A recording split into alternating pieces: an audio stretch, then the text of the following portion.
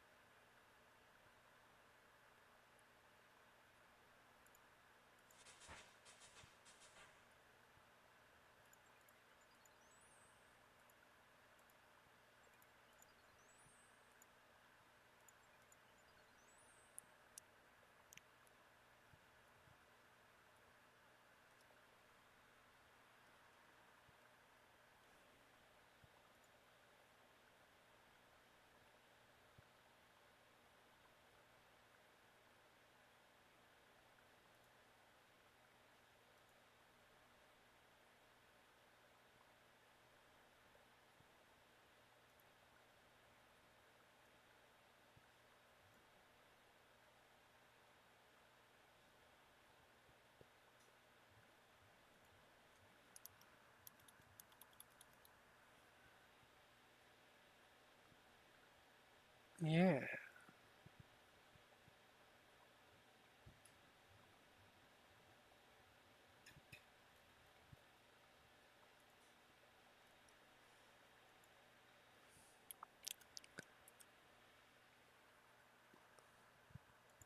That's the YouTube handle.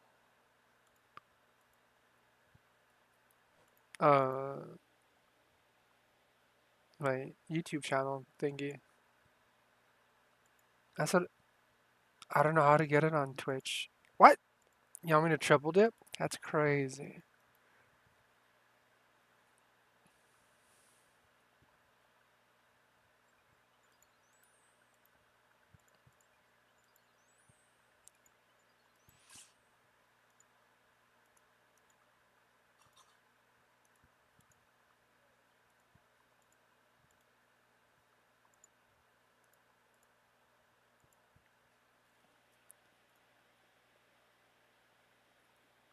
Oh, okay. I thought that was all. What? Why is it?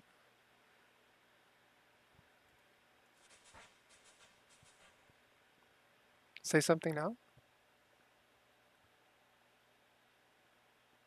I can't tell if your audio is coming up in the thing or not. Or if it's just. Oh, it might just be programs I have on the screen.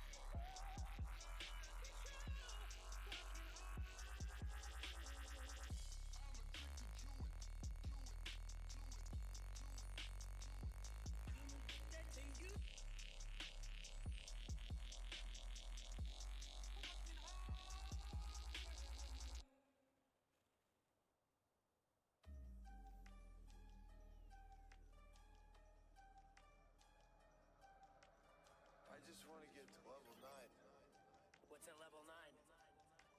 It's one past level 8. Whoa. Yeah, I'm not a man, I'm a turtle. I would have thought you were a man. Well, at first I thought I was a level 4 alligator, but I'm a level 9 turtle. Level 9.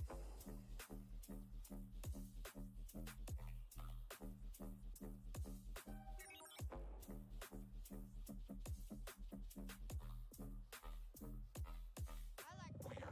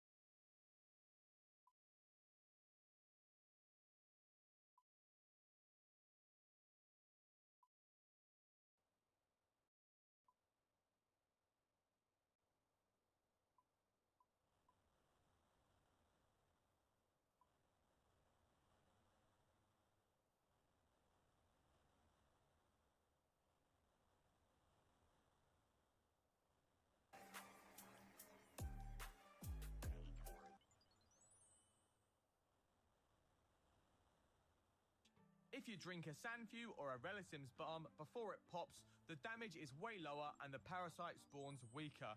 If you don't, it hurts really bad and the parasite is stronger. Quick tip, you can click the HP orb to weaken it instead of clicking the potion in your inventory. This is super handy for keeping that prayer window open. Once it spawns, kill it immediately. Parasites can heal the nightmare or even undo the pillar progress if you ignore them. We're in the final phaser attacks now. Surge can be lethal.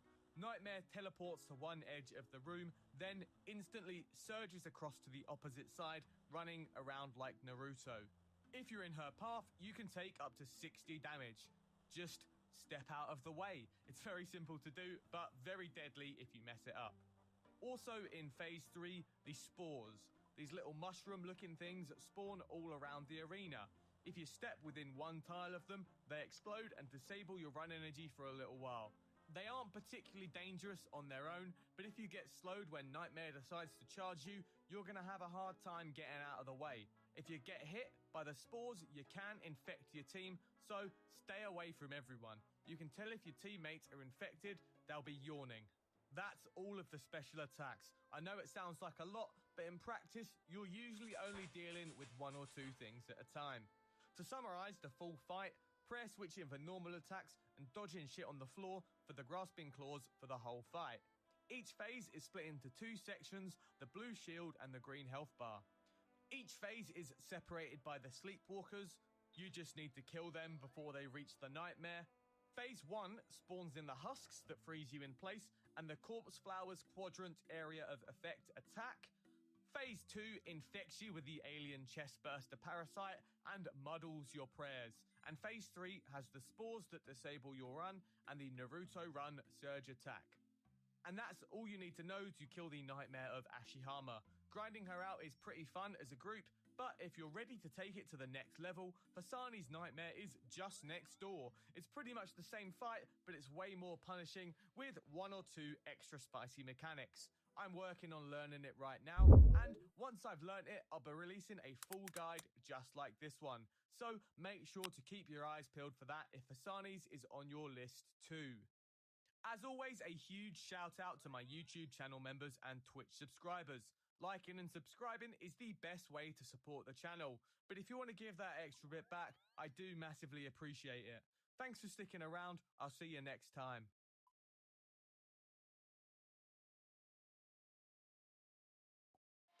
TurboTax locations are now open in your neighborhood. So, hand off your taxes to an expert today. Now local experts do your taxes with 100% accuracy. Get Neffy, the only epinephrine nasal spray for emergency treatment of allergic reactions. Now available through a free virtual visit at getneffy.com. Use it for signs of allergic reaction. Ask your doctor how to use Neffy. Certain medical conditions may worsen. Tell your doctor about nasal, heart, or other medical conditions. High blood pressure, if you're pregnant or breastfeeding, and all medications. Side effects include nasal discomfort, headache, runny nose, shakiness, and throat irritation. Book a hassle-free virtual visit at getneffy.com today and pay as little as $0 for Neffy.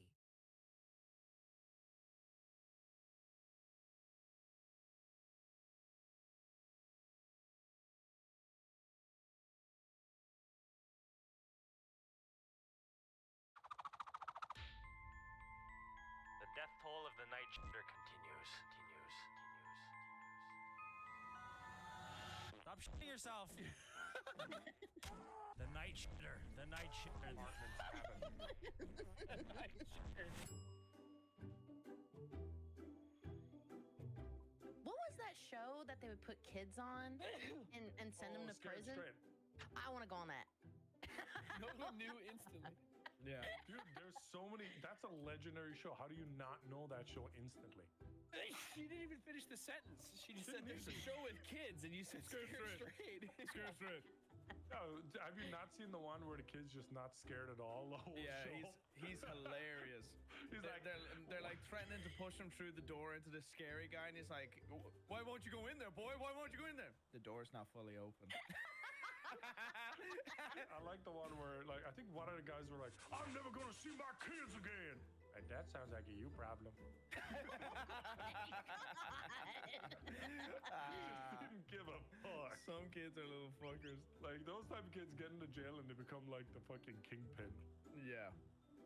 They become the Elon Musks of the world. Psychopaths. Nah, if Elon Musk went to jail, he'd get wrecked. You think All so? right, I'm gonna go ahead and start the game. Alrighty. Let's go. All right. What's going on? Okay, it tells you whether you're like what you are. Doug was the detective. The rest of us are spies. We have to do those tasks in 15 minutes before he kills us.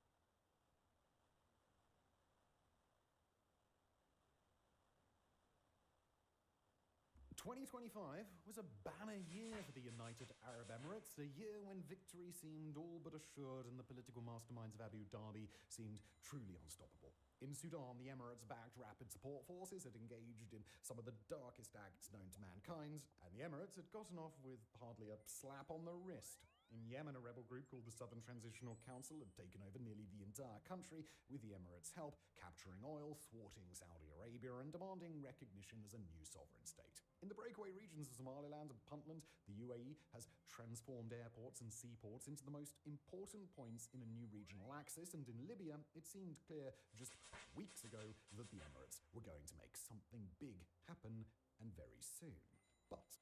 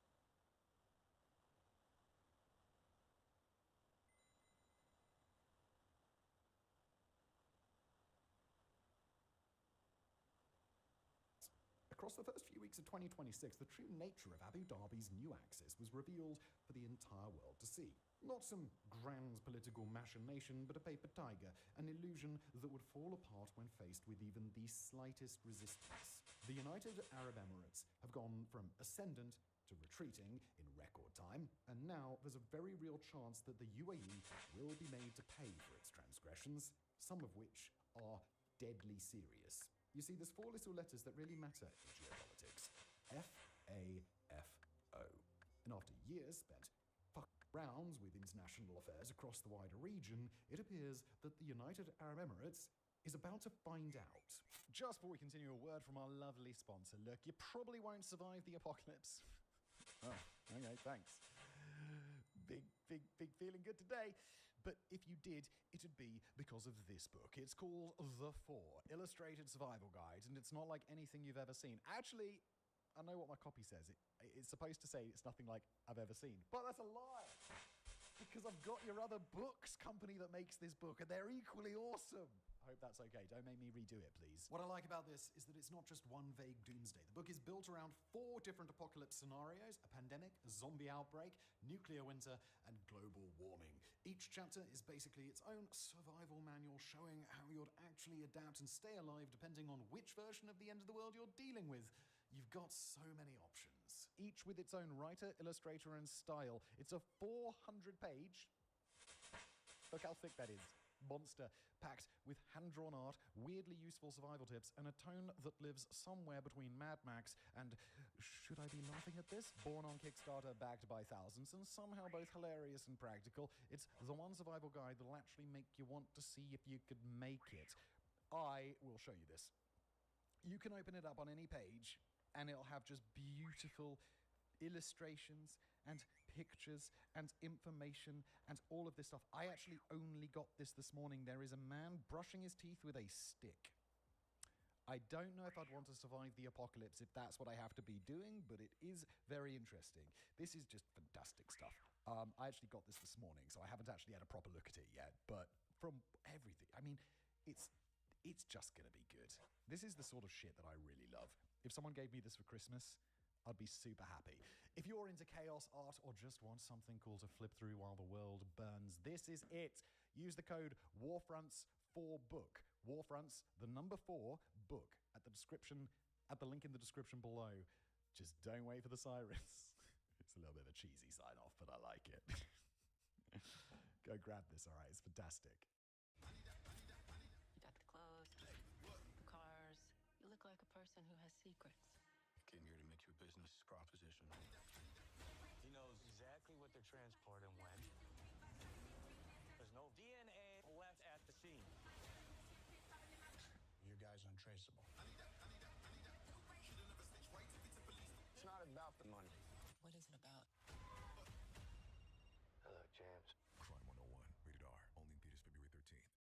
At Vistaprint, we print signs so people can see your brand up close. But we also print signs so that people can see your business here, see it here, and see it here, so you stand out, even when they're way back here. Get 15% off signs and banners at Vistaprint.com. Yemen revived. On the 18th of December 2025, our team at Warfronts published an episode called Yemen is Dead, Here's What Will Replace It. At the time, a powerful breakaway Yemeni faction, the Southern Transitional Council or STC, was on the rise. With the help of Emirati armored vehicles, Emirati-supplied but Chinese-made howitzers, and Emirati advisors on the ground, the STC had thoroughly kicked the arse of Yemen's internationally recognized government, which is, in turn, backed up by Saudi Arabia. During its shock offensive, the STC had taken over most of Yemen's oil fields, the entirety of its border with Oman, and its southern coastline, and so much territory that it could now lay claim to the same area that had once been the former state of South Yemen. As the STC expelled the Republic of Yemen government from the port city of Aden, they proudly began laying out their case for Western onlookers.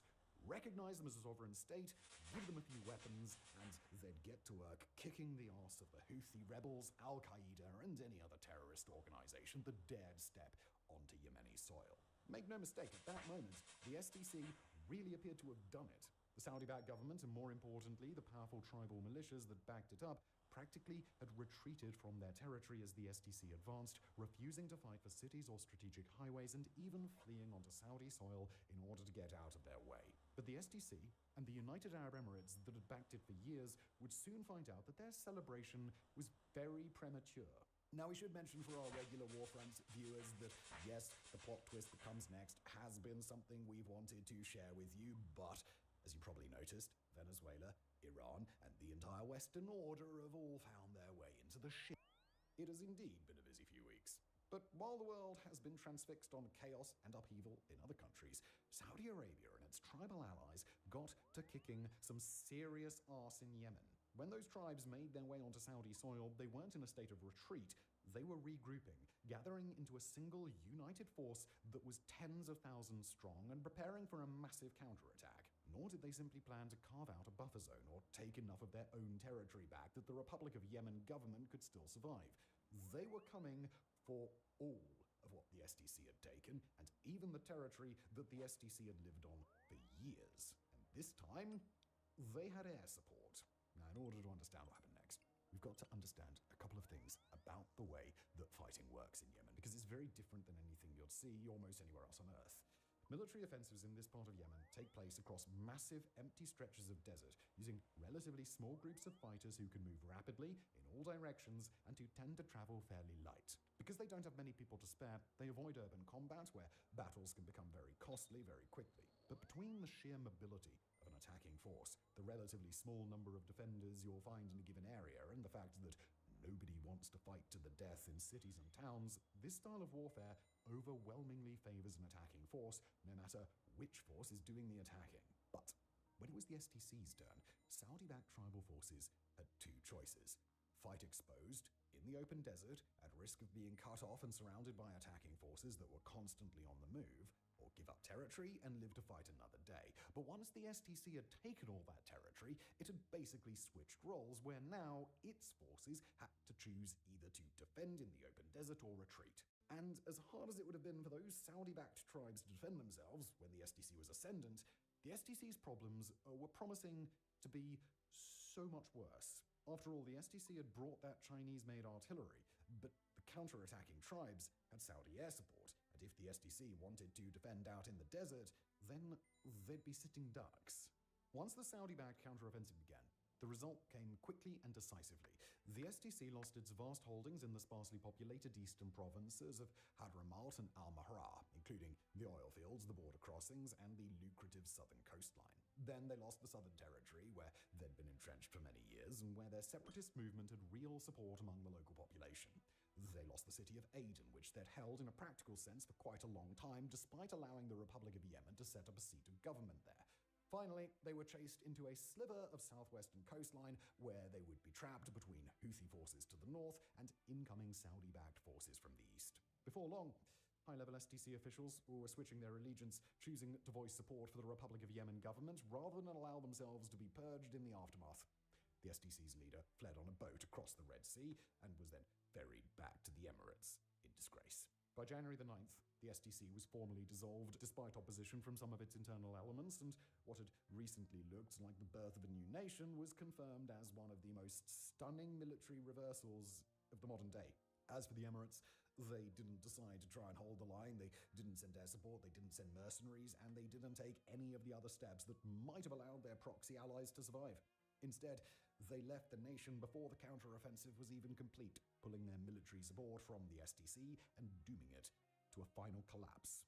Now, we tell the story of the rise and fall of the STC, partially to correct the record. Contrary to our earlier statements, it turns out Yemen isn't dead at all. It just fell into a deep coma for a few weeks and proceeded to make a full recovery. Congratulations to the internationally recognized government. But even a quick glance at the runtime of this episode should probably make it clear the story that we're going to discuss today goes well beyond the victory of Saudi-backed forces in Yemen. Dramatic as it may have been, the STC's defeat is just one in a series of major setbacks that the UAE is facing, not in its gilded cities at home, but across the growing proxy network that it's spent years cultivating abroad. Collapse of the new Axis. Now, when you think of a Middle Eastern axis of proxy forces, you probably think of the nation of Iran and, Well, rightly so. But while Iran's network of current and former proxy allies have captured the international headlines over the last several years, Tehran is far from the only Middle Eastern capital cultivating an influence network across the Muslim world. Turkey, for example, leans on anti-Kurdish militias across the region and has arguably claimed the new Syrian government for its own proxy network. Saudi Arabia, as we've mentioned, treats the internationally recognized Republic of Yemen as a proxy force. But it's the United Arab Emirates that's been the most active and arguably the most creative in its proxy operations across the Middle East and North Africa. The most important parts of Abu Dhabi's regional network stretch across a total of 4 nations: Yemen, Somalia, Libya, and Sudan. In each of those nations, Abu Dhabi follows a broadly similar playbook, providing its support not to the internationally recognized government, but to a powerful rival faction that holds land, exerts political control over that land, and has autonomous fighting forces at its disposal. In Yemen, of course, that was the Southern Transitional Council, a group that had formally established peaceful arrangements with the internationally recognized government for a few years, but was an independent actor, even if it was playing nicely. In Libya, the Emirates support the warlord Khalifa Haftar and his Libyan National Army, which currently controls the majority of Libya's territory, its oil fields, and its other economic assets. In Somalia, the Emirates work with all sides, but they're primarily involved with the breakaway and mostly unrecognized state of Somaliland and the autonomous region of Puntland. Detective Raven, this is the Mercy Capital Court, powered by artificial intelligence. You're charged with the murder of your wife. I didn't hurt her. Prove it. Experience the ride that is Mercy. You have access to every camera and database. Your guilt must fall below 92% or you will be executed. Find the clues. Show me everyone she in contact with. And solve the mystery. I have footage from traffic cameras in... Finally, in Sudan, the Emirates support the Rapid Support Force, a predominantly ethnic Arab fighting force that's claimed a major portion of Sudanese territory, carried out regular wartime atrocities, and is currently perpetrating a horrific genocide under the cover of that conflict. Now, we're not going to spend too much time discussing the finer points of Emirati geopolitical strategy and fleshing out why they've chosen to support those proxy groups or what they've been trying to accomplish. If you'd like to learn more, we'll refer you to our excellent premium subscription site, Fronts.co, where in late December we published an in-depth article all about why the Emirates have been doing all of this. The article is actually free to read, you don't need to be a subscriber, and while it was written at the time when the STC was still doing well, it's an enjoyable blast from the recent past. And by the way, if you do want to subscribe to Fronts.co, that costs just $5 a month or $50 a year, and you'll get access to regular video episodes and expert articles on underreported, overlooked, and misunderstood geopolitical issues from across the globe. Now, shameless plugs aside, the 2 most important things to understand about the Emirates proxy strategy are these. Number 1, the Emirates prefers to do business with non-state, land-holding actors because they don't have to play by the rules of the international order, they don't tend to have very strict limits on what the UAE can or can't do on their territory, and because they're largely ostracized by the rest of the world, the UAE can exert a controlling influence by providing them with any support at all. And number 2, these proxy forces allow the Emirates to keep tabs on the specific parts of the world, and particularly the maritime shipping routes that the Emirates needs to keep stable in order to ensure the uninterrupted sale of its oil. From Libya, the Emirates can influence the volatile southeastern Mediterranean. From Yemen and Somalia, the Emirates can watch the Gulf of Aden. And if or when the RSF takes over the rest of Sudan, the UAE will gain a critical foothold on the shores of the Red Sea. Of course, these proxy alliances come with lots of other fringe benefits for the Emirates, but those are the main ones that you need to be aware of.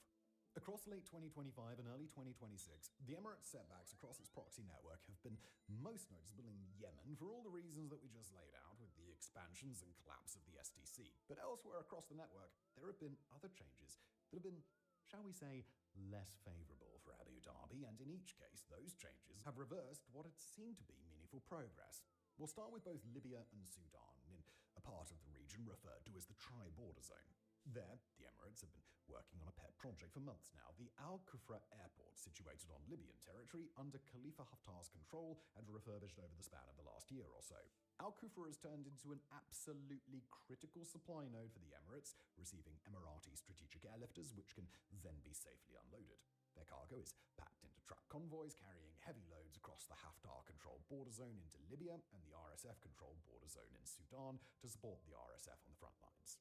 While the RSF was being adequately supplied before Al Kufra went fully operational, operational, mostly through cross-border smuggling from Chad and intermittent cargo flights, the start of full-scale operations through Al Kufra has come with massive benefits for the insurgency. When the airfield surged into full-time use in the spring of 2025, the RSF appeared to be losing ground. Since then, they've rallied, captured Sudan's entire Darfur region, annihilated what may have been over 100,000 civilians in its apocalyptic conquest of El Fasher, and now opens up new fronts in central Sudan where the nation's military regime is under intense pressure. But over the span of the last couple of weeks, supply convoys traveling toward RSF territory have come under attack as they move through the tri-border region.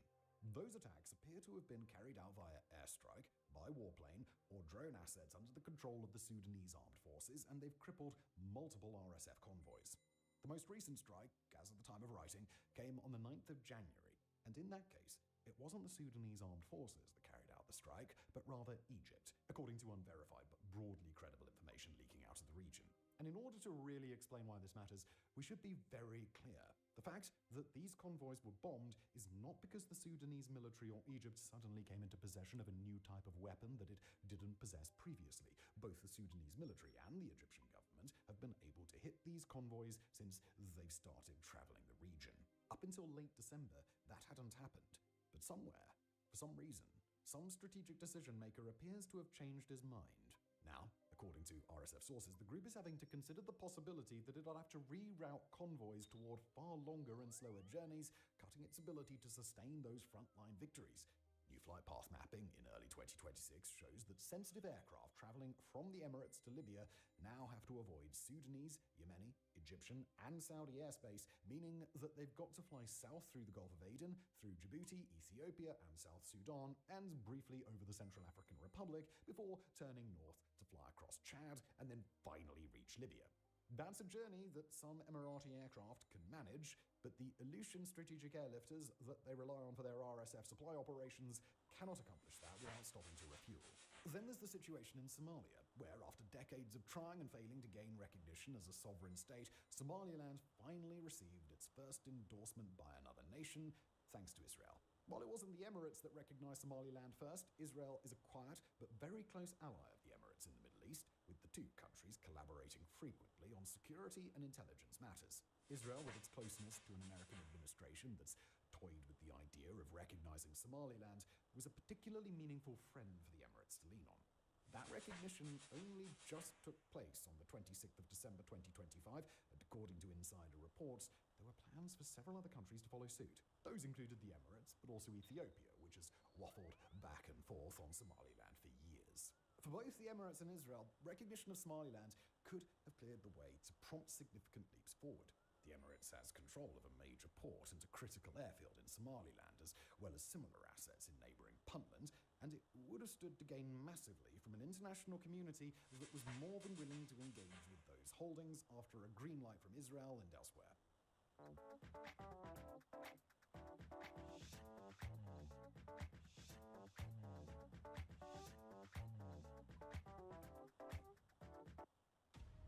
What is it you do? Software development. He hits jewels, cash, and high-value items. There's no DNA. Your guy's untraceable. A one-on-one robber. Came here to make you a business proposition. Worked at the same company for 11 years. You're a VP when you should be a partner. Those high-value items your company insures, I make them disappear. So you're a thief. The guys you work for, you think they're squeaky clean? I need to start considering myself and maybe my clients. Don't threaten me. Life's too short to drive boring cars, right? If you see her with me, she's taken.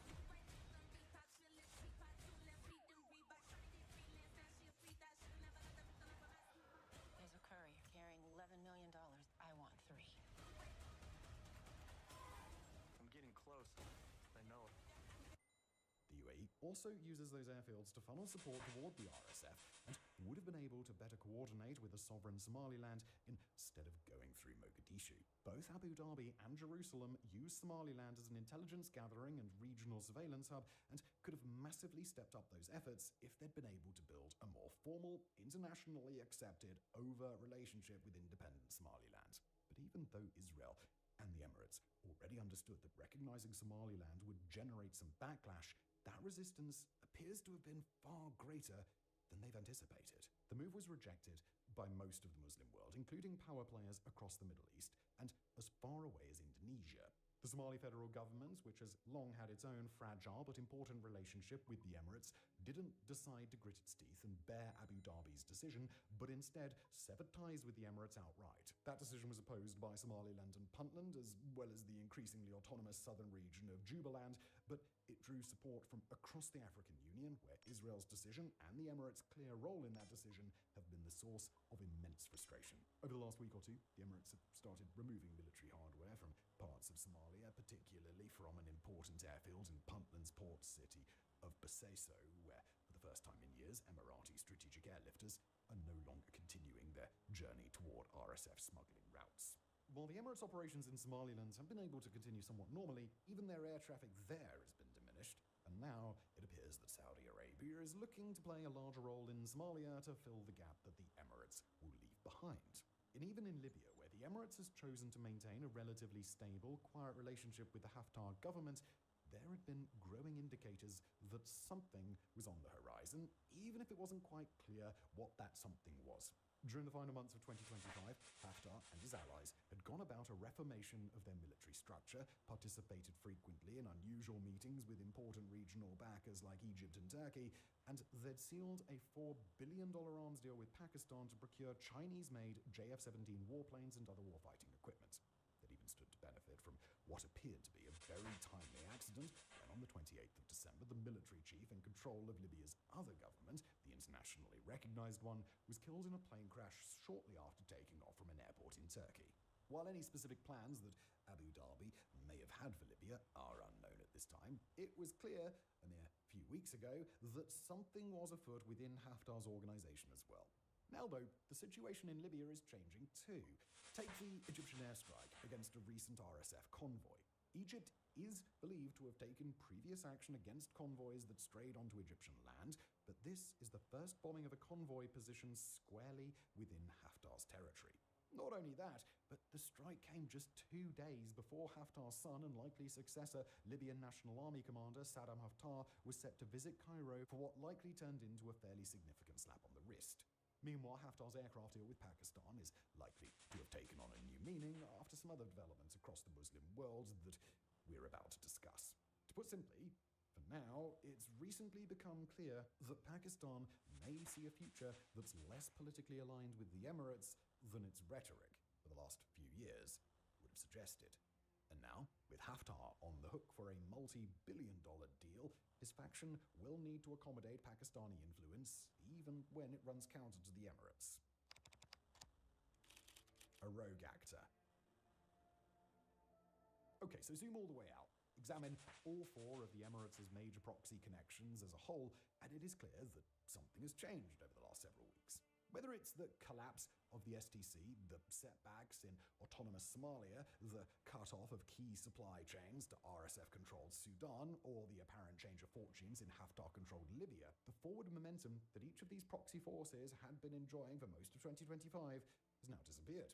Nor is this the product of individual failures by, let's say, the RSF here or Somaliland there, that simply happened to come at the same time. Something far larger has changed across the Middle East as nations that were previously content to sit back and tolerate the Emirates' regional operations appear to have run out of patience for Abu Dhabi's misadventures. The larger story here, and the through line that connects the many recent setbacks that Emirati proxy allies have dealt with, is the absolute mess of regional rivalries that crisscross the Middle East. Powerful or wealthy countries don't just start working with proxy forces for the fun of it, and the Emirates are no different. They cultivate and support proxy forces because those proxy forces allow them to advance Abu Dhabi's national interests beyond its own borders without having to engage in military expeditions abroad. But even though the Emirates are somewhat unique in that they prefer to work consistently with autonomous or breakaway rogue states in the countries where they're most active, they are far from the only regional powerhouse to be engaged in these sorts of rivalries.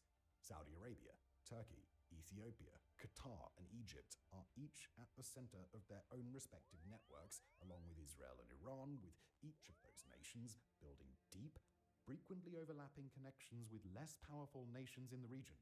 Take Lebanon, for example, where Saudi Arabia and Iran both wield significant influence and are often at cross purposes, or Jordan, which has to balance positive ties with the Saudis, the Emirates, the Israelis, and the Egyptians all at once. As each of these regional power players tries to position themselves at the center of influence networks, they also come into conflict with each other.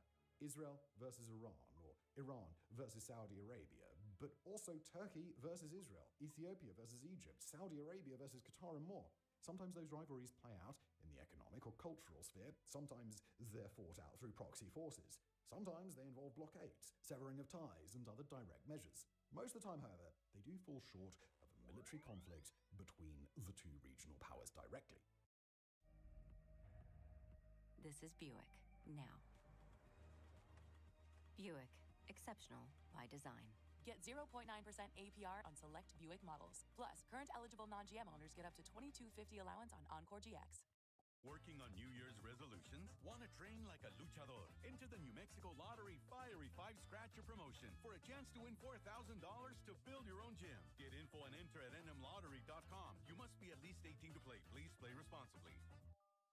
This is a part of the world defined by oil-dependent economies, simmering domestic discontent that most governments have to watch carefully, and a long-running dynamic where, when any single regional power looks weak, all the others tend to turn into a pack of wolves, coming after whatever that weakened nation can't adequately defend. In short, the situation is perpetual chaos, and while we don't need to understand much more about the broader dynamic today, we do need to understand the Emirates' place within it.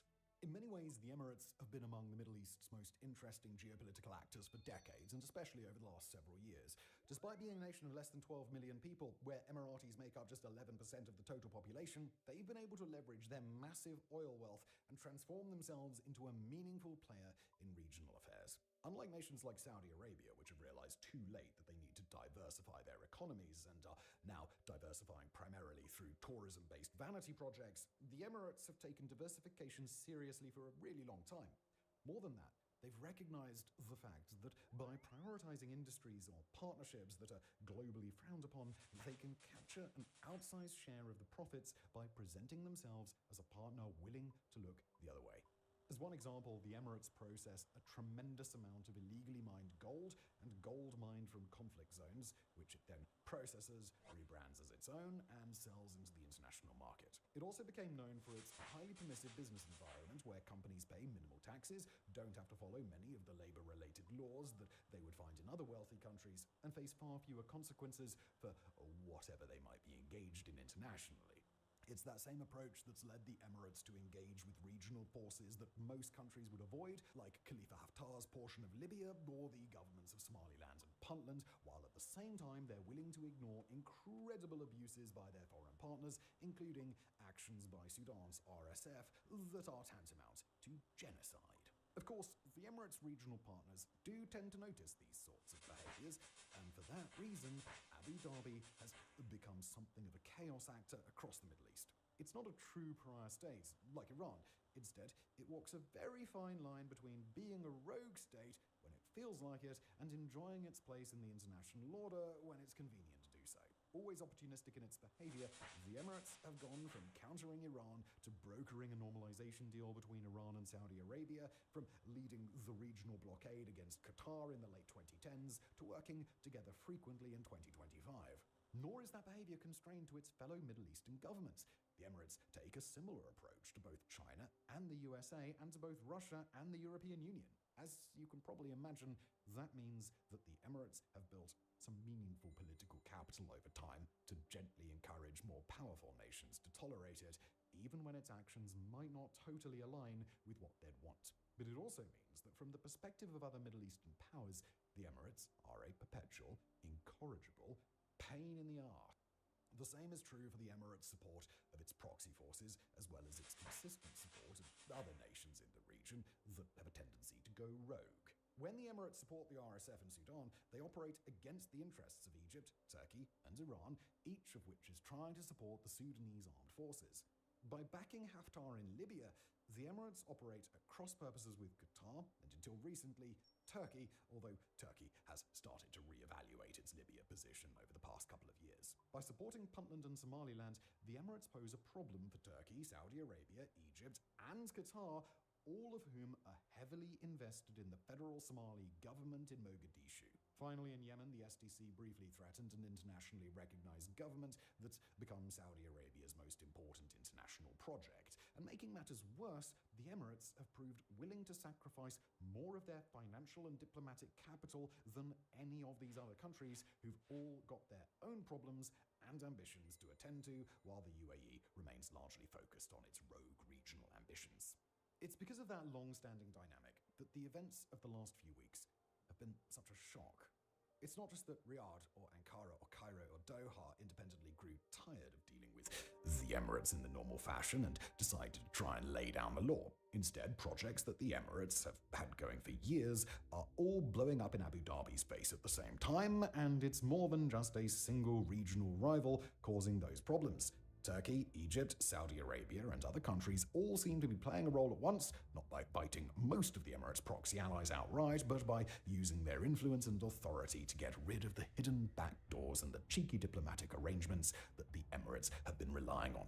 At a moment when the Emirates' regional strategy had become dependent on its ability to get other nations to ignore or tolerate its overreach, that regional tolerance has suddenly disappeared. As for exactly why that happened and why it happened now, well, those are more difficult questions to answer. The easiest potential explanation may come from Saudi Arabia, where in hindsight it's clear that the separatist takeover of most of Yemen wasn't a victory, but a major strategic misstep. In capturing the entirety of the former territory of South Yemen, the SDC and its Emirati backers got to raise their flag over lots of Yemeni cities and towns, but they also overextended massively by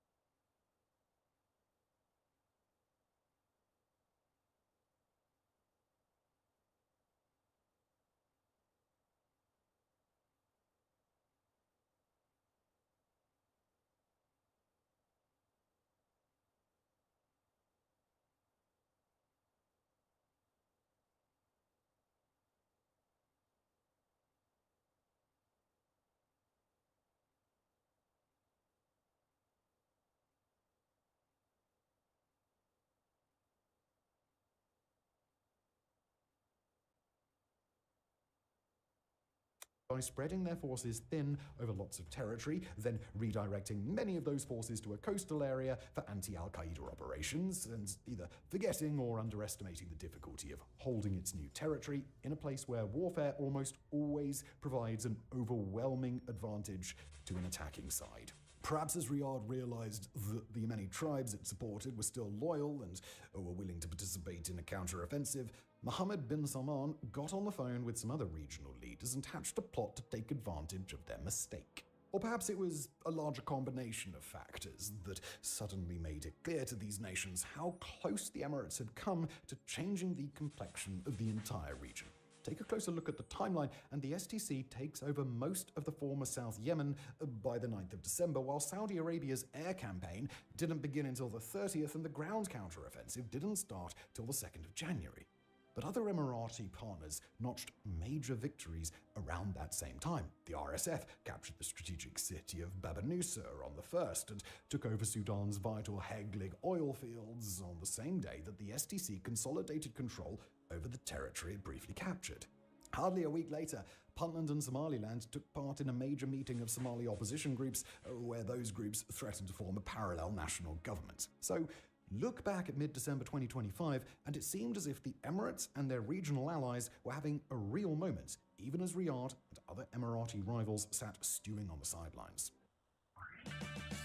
For a limited time, get 5 quarts of O'Reilly conventional motor oil and It was just 4 days prior to Saudi Arabia's first airstrike against Yemen that powerful global players began to signal that the Emirates' gains could be set in stone. On that day, Israel recognized Somaliland, a move that the United States almost certainly approved of, at least behind closed doors. Strategically, the threat of a greater Israeli presence in Somaliland validated regional fears that an Israeli-Emirati security partnership was reaching new heights, encircling the Gulf states and allowing Israel to establish a foothold in the Horn of Africa. Add to that the threat that Ethiopia, the Emirates, and other nations could recognize Somaliland soon, and the other powers of the region may have come to a broader conclusion.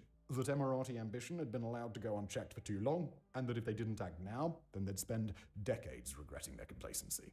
And of course, our team at Warfronts haven't yet gained the personal confidence of regional leaders like MBS, MBZ, Erdogan, or Netanyahu, so while we can connect the dots, we can't directly confirm the thought processes that this timeline would seem to imply. Nor can we answer the larger chicken or the egg problem that surrounds this whole affair. Were the events of the last several weeks spontaneous, with Riyadh seeing its opportunity and managing to take advantage, or was there already a plan in motion, or at least elements of regional coordination against Abu Dhabi, where regional powers were poised to spring into action once the Emirates overextended itself in Yemen? But even though we can't quite solve that riddle, using the information available to us, we can introduce one final element of this discussion: a new regional security arrangement that some experts are already calling a new Muslim NATO. The Black Sheep. Back in September 2025, Saudi Arabia inked a defense pact with the nation of Pakistan, one of the world's 9 nuclear powers and a growing defense industrial player in the Islamic world. That treaty was signed hardly a week after Israel's airstrike against Qatar, where Jerusalem assassinated members of the Hamas leadership who had lived in Qatar for years. That incident shook the Middle East in a way that prior violence between Israel and Iran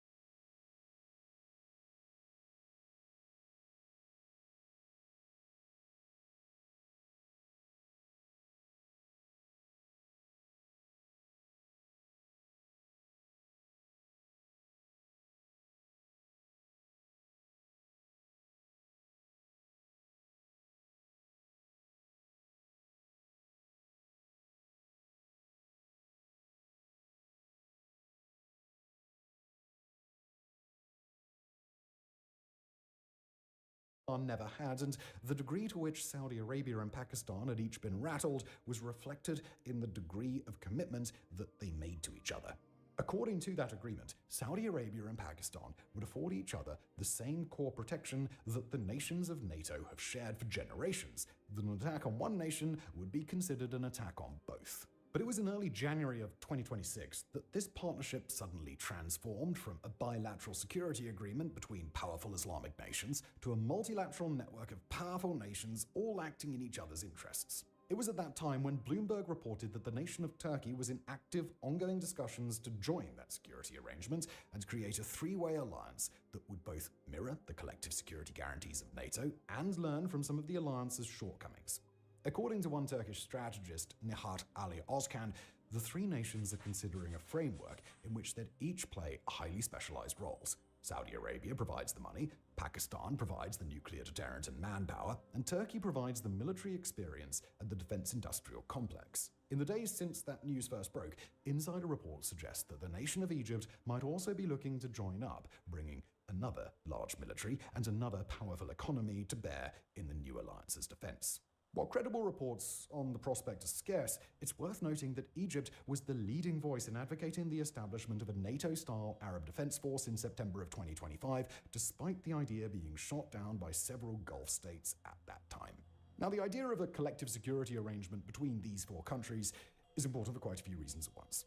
For one thing, it could spread Pakistan's nuclear umbrella across the Middle East and North Africa while locking down control over two critical global waterways, the Suez Canal and the Bosporus Strait. It would unify a population larger than the European Union at roughly 470 million people and economies that combine to roughly the size of Britain or France.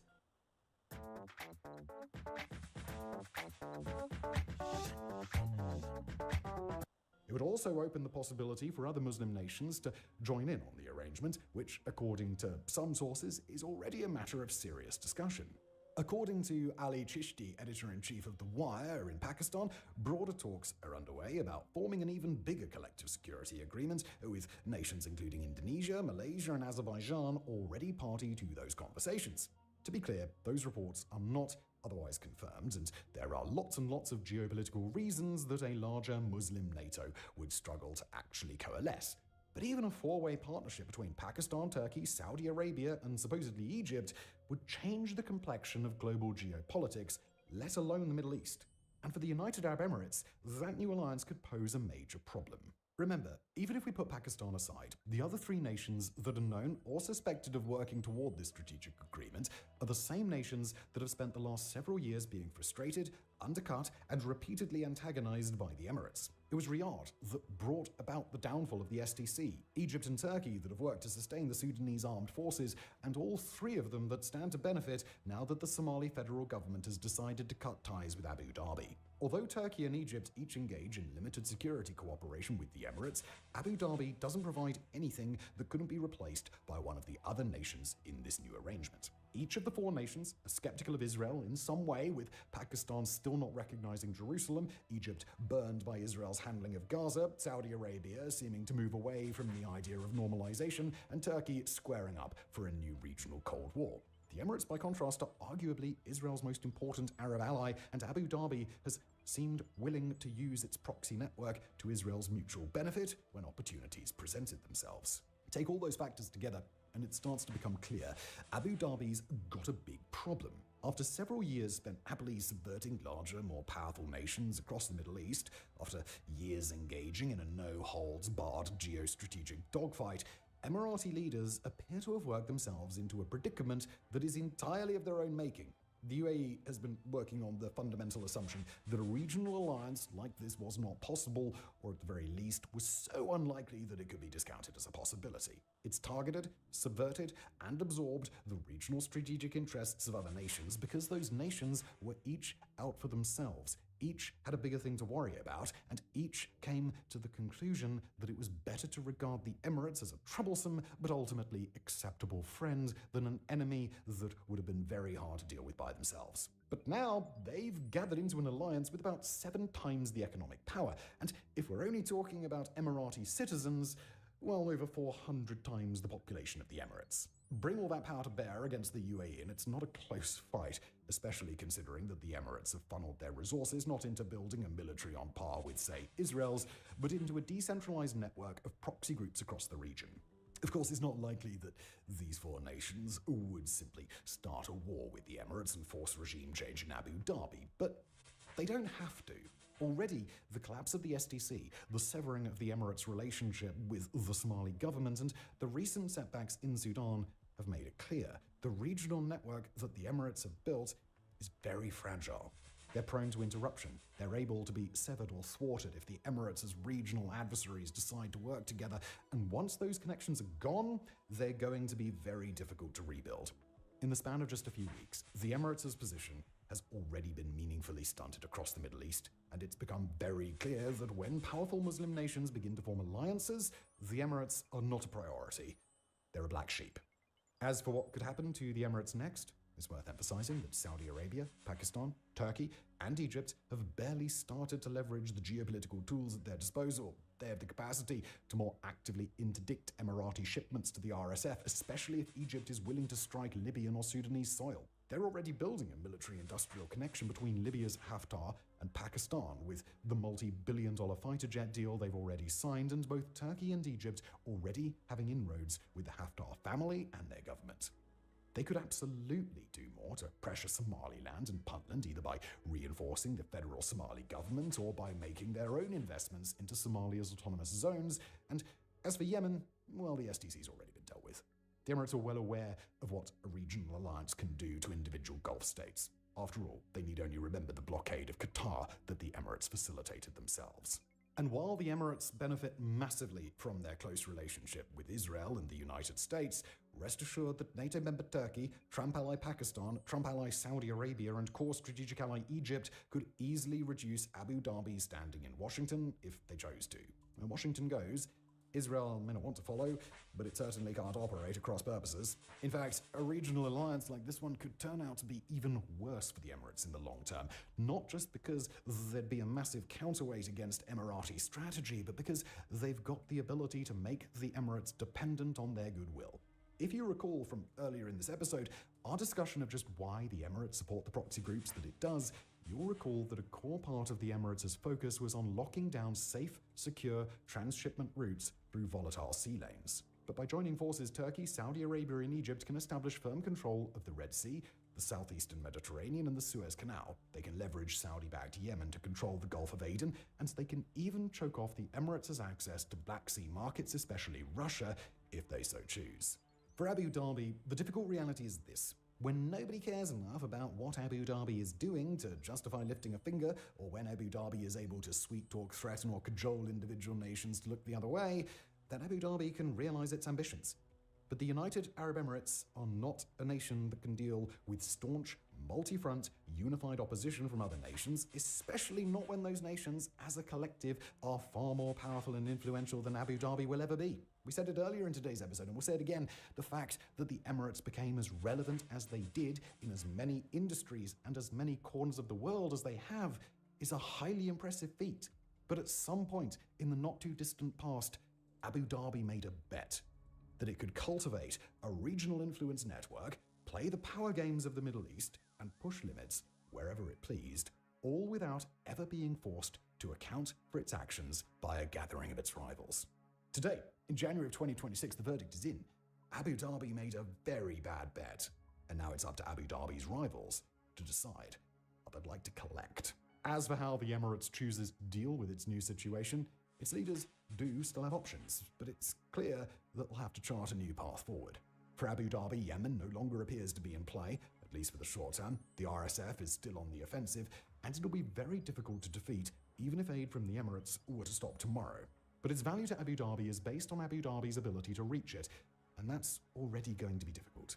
Its approach in Somalia will need a fundamental rethink, and as for Libya, it appears that the Emirates are just the latest regional power to learn that relationships with Haftar can be fickle.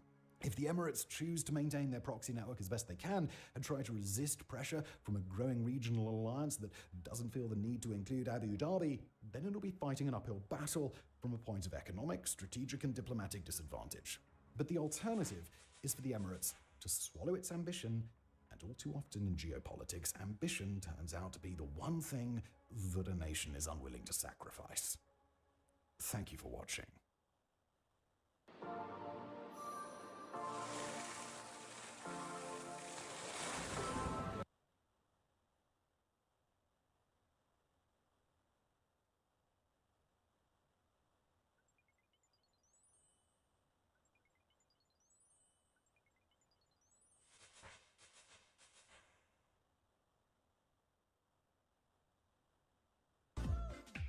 Hey guys, how's it going?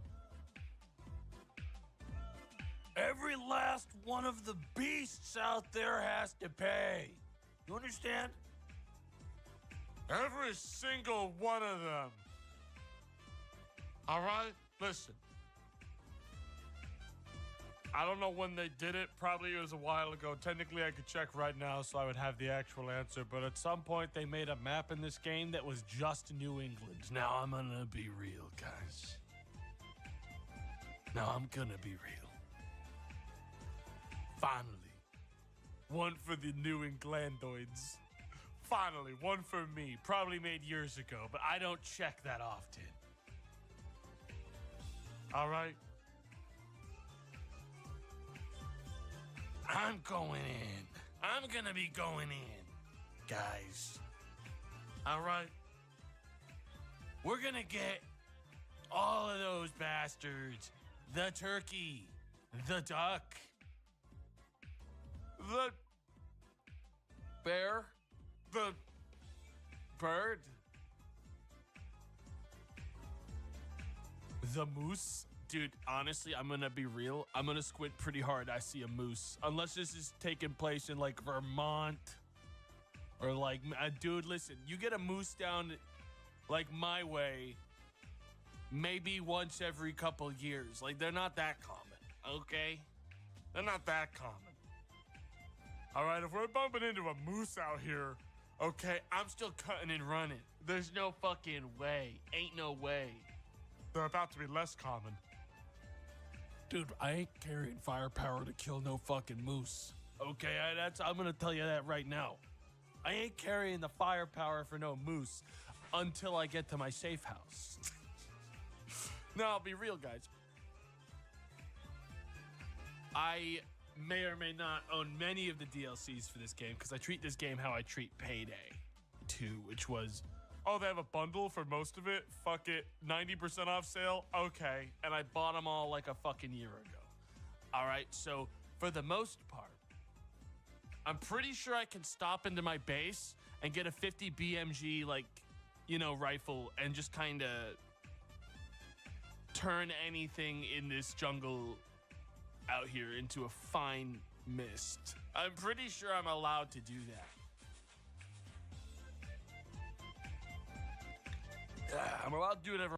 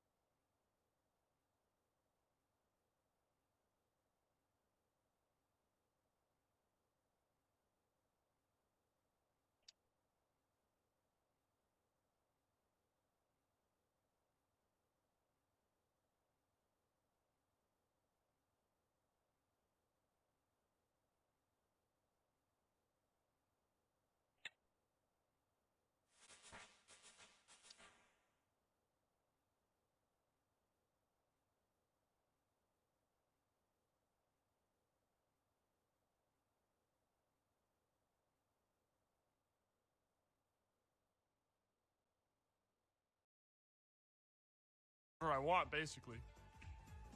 So why not do it?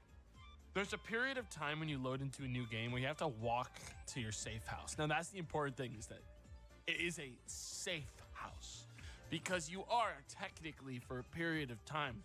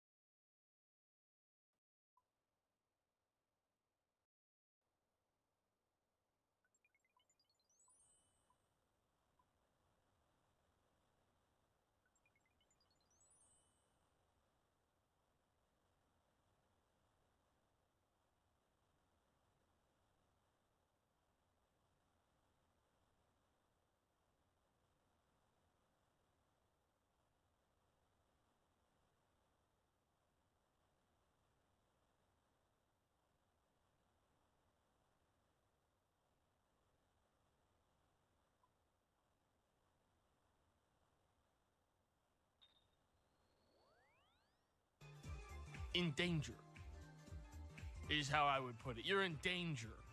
There's a chance that the monsters out there get you before you can get them. You do have a health bar in this video game. That's an important thing to know. And also, simultaneously, I am not a pussy. Okay, I need to be really clear. I'm not a pussy. I don't play with no animal hints on. I don't play with no crosshair reticle on. All right, these are things made for cowards. All right, I use my ears. I use my intuition. Okay? I use my intuition. So, walking stream? Oh, I'll have another. Make it a double. Who are you talking to? Vincent, my server. He's from San Diego. Dad, Mom thinks she's at a resort again. Yeah, she told me. When you'd rather not resort.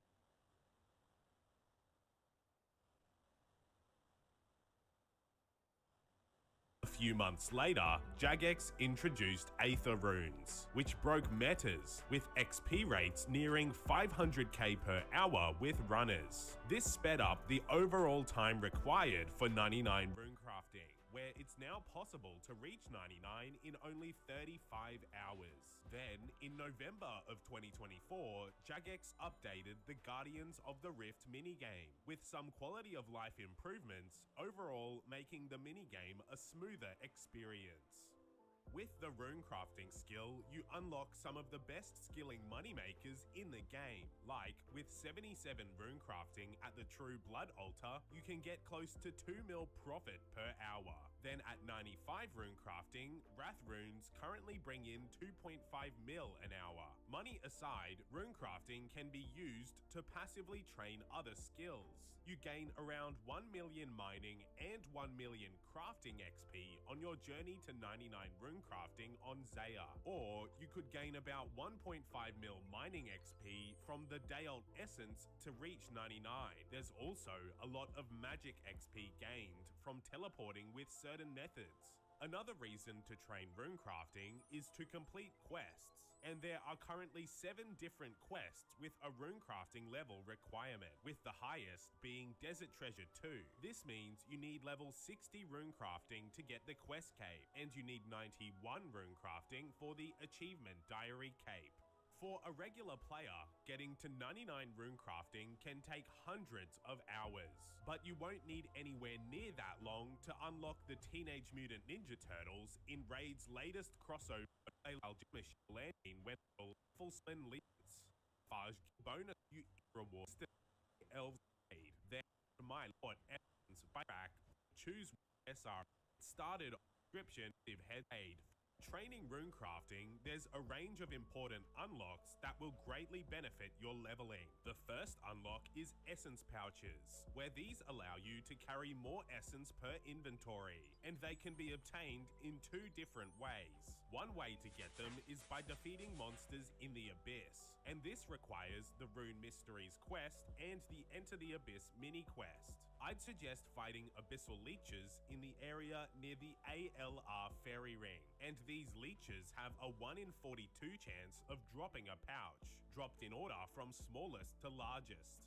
The other way to obtain essence pouches is by completing the Guardians of the Rift minigame, where you get them as a reward. When using an essence pouch, it degrades after some usage. To repair the pouches, you need to talk to the Dark Mage, located in the center of the Abyss. But with Lunar Diplomacy and 67 magic, you can cast the NPC contact spell, which allows you to speak to the Dark Mage from anywhere to repair your pouches. There's a range of other useful unlocks from the Guardians of the Rift minigame, and in order to access Guardians, you do need to complete the Temple of the Eye quest. With that, you can get the Raiments of the Eye set, and wearing the entire robe set gives you 60% more runes when runecrafting, essentially boosting your GP per hour by 60%. From Guardians, you can also get the Abyssal Needle, which is used to make the Colossal Pouch, and this no longer has an 85 runecrafting requirement, and it now scales to your level. Level 25 runecrafters can get 8 extra essence, scaling up to 40 at level 85. At this level, it essentially combines all of the essence pouches plus holds an extra 10 essence, making it an essential unlock for most runecrafting methods. Dear Winter, our squad of vehicles with all-wheel drive and four-wheel drive is ready. Bundle up. Toyota. Toyota. Let's go places. Switch to TurboTax. Another very important runecrafting unlock is the ability to use Dayalt Essence. This can be used to get 50% extra XP compared to regular Essence. Although, to access the Dayalt Mine, you do need to complete the Sins of the Father quest, and you also need 60 mining. As a whole, using Dayalt Essence means less clicks for 99 runecrafting, since mining Dayalt is very AFK with 60-second AFK intervals. But it does take slightly longer to reach 99 runecrafting when using Dayalt, but not much longer, although the main difference is the AFK aspect of it. With that, you can get very high runecrafting XP rates. Like when doing solo lavas with Dayalt, it's possible to get around 150k XP per hour. But the most efficient use of time is using Dayalt at the Urania altar, since it gives more XP per essence, where it's possible to get up to 115k XP per hour. The Dayalt Essence Mine is located underneath Darkmire, and here there are 3 rocks. Only one rock is active at a time, and you can tell from the aura that is coming off the rock. Mining that rock will give you Dayalt shards, which you then take to Norana, who converts the shards to essence and sends them to your bank. The final important unlock may just be the most important of them all, and that is quests that unlock new runes to runecraft. There's a range of quests, like Morning's End Part 2 is required for death runes, and the Sins of the Father is required to runecraft blood runes, but it's not required to make blood runes on Zaya. Alright, now I'm going to show you some example pathways to 99. Then I'll explain in depth how to do each method. Starting off, the fastest pathway to 99 with and without runners. Firstly, with runners, it's possible to reach 99 in 35 hours, but at a massive cost of 2.8 bill. The pathway involves making tiaras until level 23, then lava runes with runners to 90, and then aether runes with runners to 99.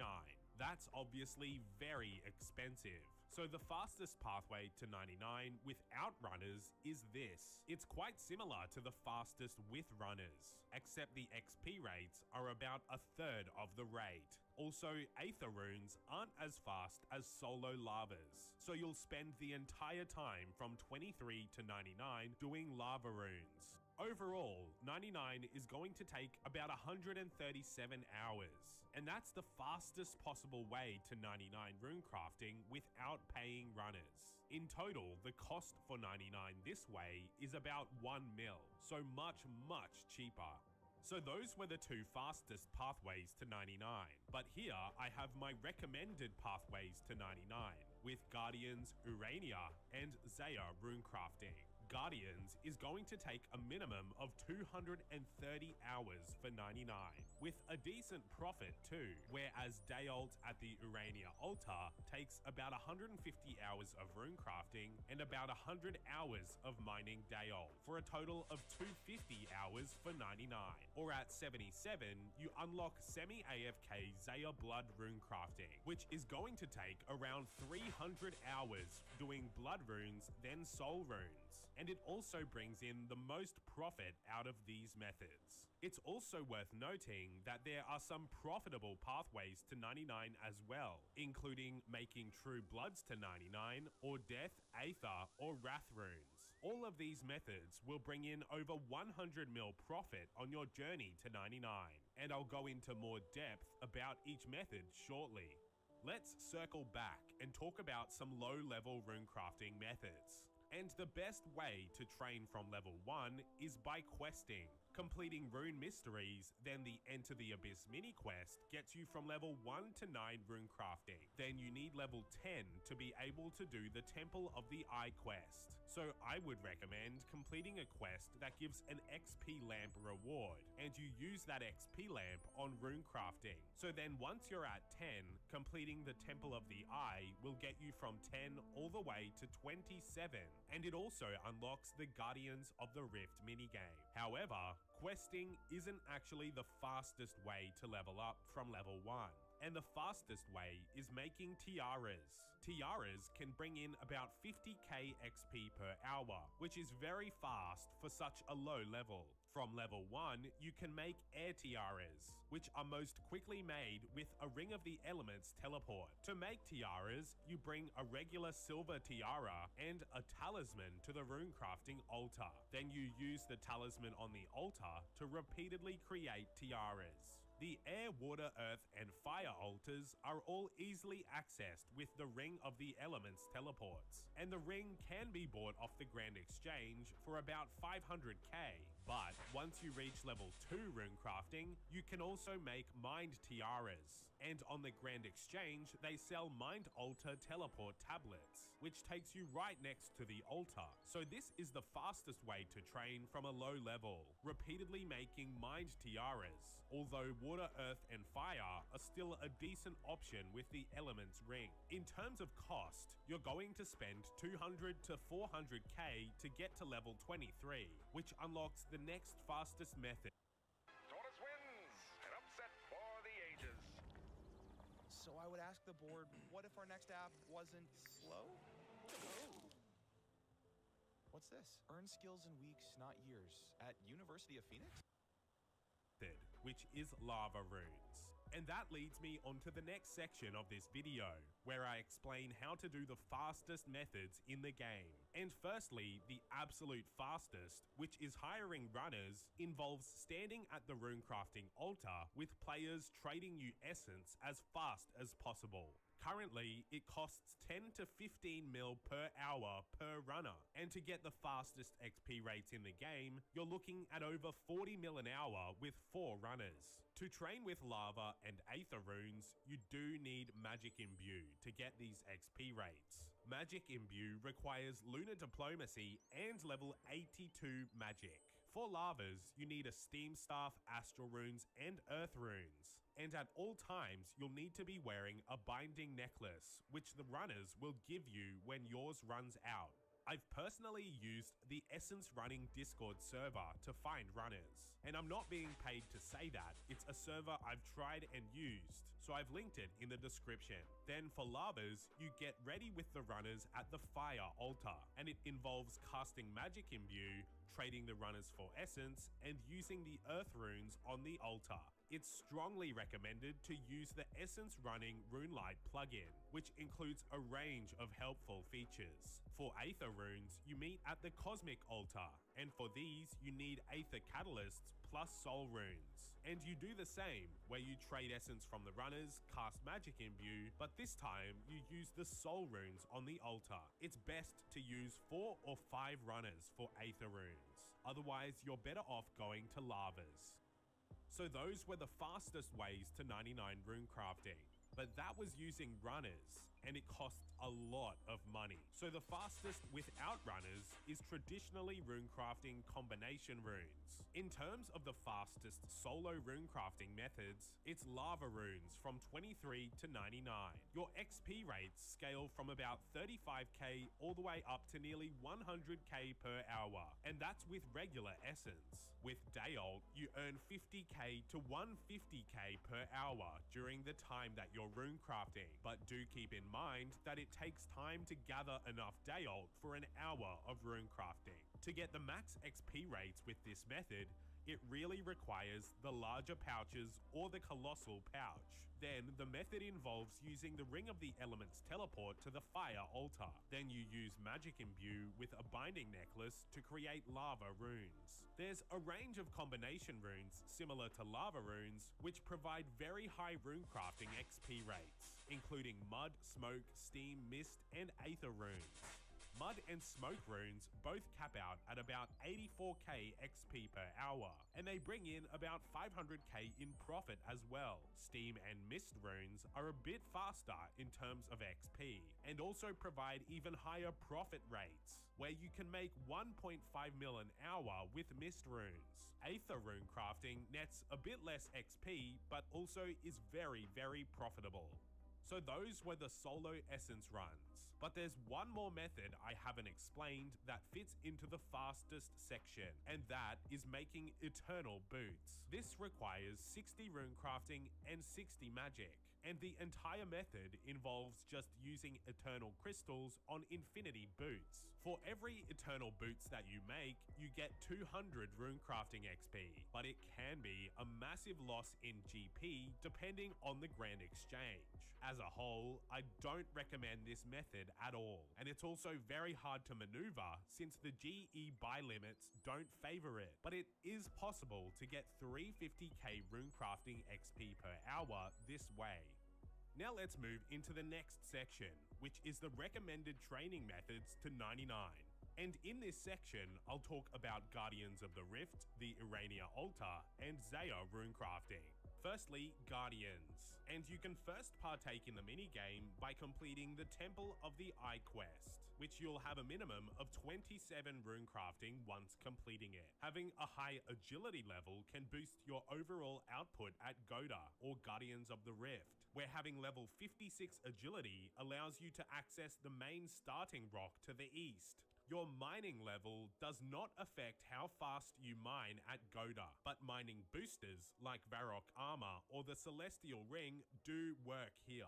In summary, Goda is a non-combat runecrafting minigame where you help the Great Guardian seal an abyssal rift. Abyssal creatures come out of the rift and attack the Guardian, but by providing Guardian stones and shielding the Guardian, you can successfully close the rift. The main steps of the minigame involve firstly mining Guardian fragments, then you chisel those fragments into essence, then you craft the runes at the altars provided. You get elemental points for making the elemental runes and catalytic points for catalytic runes.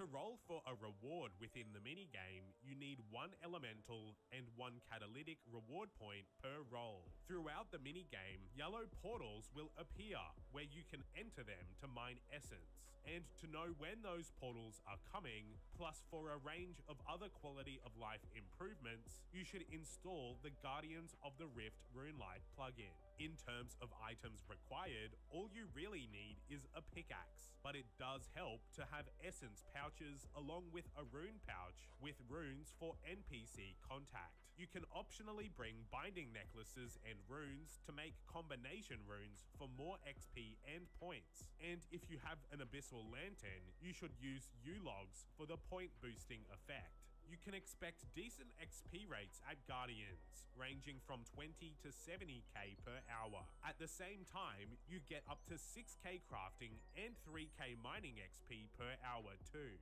So here's a run through of the minigame. I start by taking 10 uncharged cells from the table near the entrance. Then I take a weak cell from the table and create a guardian at the piles. Then you can also grab another weak cell and go create a barrier around the guardian. Then I make my way to the eastern side and start mining the large guardian remains. And if you don't have the agility level to reach this, you should mine the smaller remains closer to the entrance. So I mine until I have around 150 guardian fragments, then make my way to the workbench. I chisel a full inventory of essence and fill my pouches while doing that. Then I run to an available altar shown by the glowing effect and click on it to enter. You ideally should choose the runecrafting altar that gives the most powerful cells, and these include Fire, Death or Blood for the overcharged cells and Nature, Earth or Law for the strong cells. Then I craft the runes and remember to empty my rune pouches. Then I click the Great Guardian in the middle to deposit my Guardian stones, and I use a charged cell on a barrier. At that time, a yellow portal appears. Strong or Blood for the gives the most powerful cells, and these include Fire, Death or Blood for the overcharged cells and Nature, Earth or Law for the strong cells. Then I craft the runes and remember to empty my rune pouches. Then I click the Great Guardian in the middle to deposit my Guardian stones, and I use a charged cell on a barrier. At that time, a yellow portal appeared, so I go in and mine the essence, filling my pouches as well. Then I run to the next altar and craft more runes. Then I return and hand in my Guardian stones and repair the barrier. And if you're only using 1 or 2 essence pouches, you do have time to do another inventory of essence before the next portal appears. So the game continues, doing 1 or 2 inventories of chiseled essence, and then 1 inventory from the yellow portal until the game ends. Do both of you recognize the importance of life insurance to financially protect each other? We do. Get a quote today. The online MBA program at Boise State is the only way I think I would go back to school. I can customize it around my schedule. My MBA degree will expand my skill set and help. The next recommended training method I'm going to cover is the Urania Altar, or also known as ZMI. This actually has no requirements, but it is recommended to have a decent defense level, and also having access to the Lunar Spellbook helps dramatically. And if you've completed the Kingdom Divided quest and have 96 magic, this method becomes a lot better with Spellbook swap into the Vile Vigor spell. In terms of XP rates, the Urania Altar is similar to Guardians of the Rift, with XP rates ranging from 20 to over 70k per hour. But you can also use Dayalt Essence at Urania, which boosts your overall XP rate when runecrafting. From level 60 runecrafting all the way to 99, you'll need about 570,000 Dayalt Essence, which will take a bit over 100 hours to mine. In terms of items, you need essence pouches, your rune pouch, and for runes, you need a dust battle staff with cosmic, astral, soul, and lore runes in your rune pouch. But that's if you're using Vile Vigor. And without Vile Vigor, you can replace the soul and cosmic runes with just mind runes. And the mind runes or the cosmic runes are used to use the bank at Urania.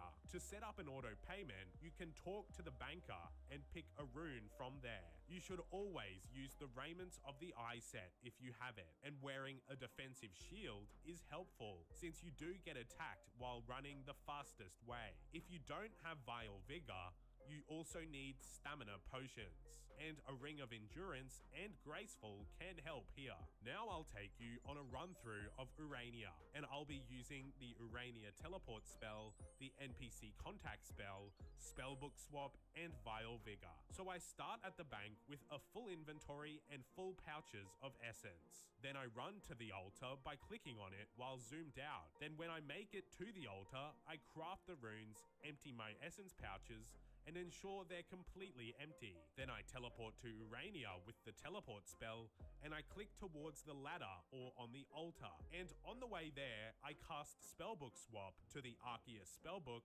and click on the Vile Vigor spell to replenish my run with prayer points. Then I restore my prayer points at the altar, then go down the ladder and bank with the banker and repeat. My final recommended method is runecrafting on Zaya with Dense Essence. This requires at least level 77 runecrafting for blood runes, or 90 for soul runes. And you also need 38 mining and 38 crafting. In terms of XP rates, you can expect about 35k per hour with blood runes, and a bit over 40k per hour with soul runes.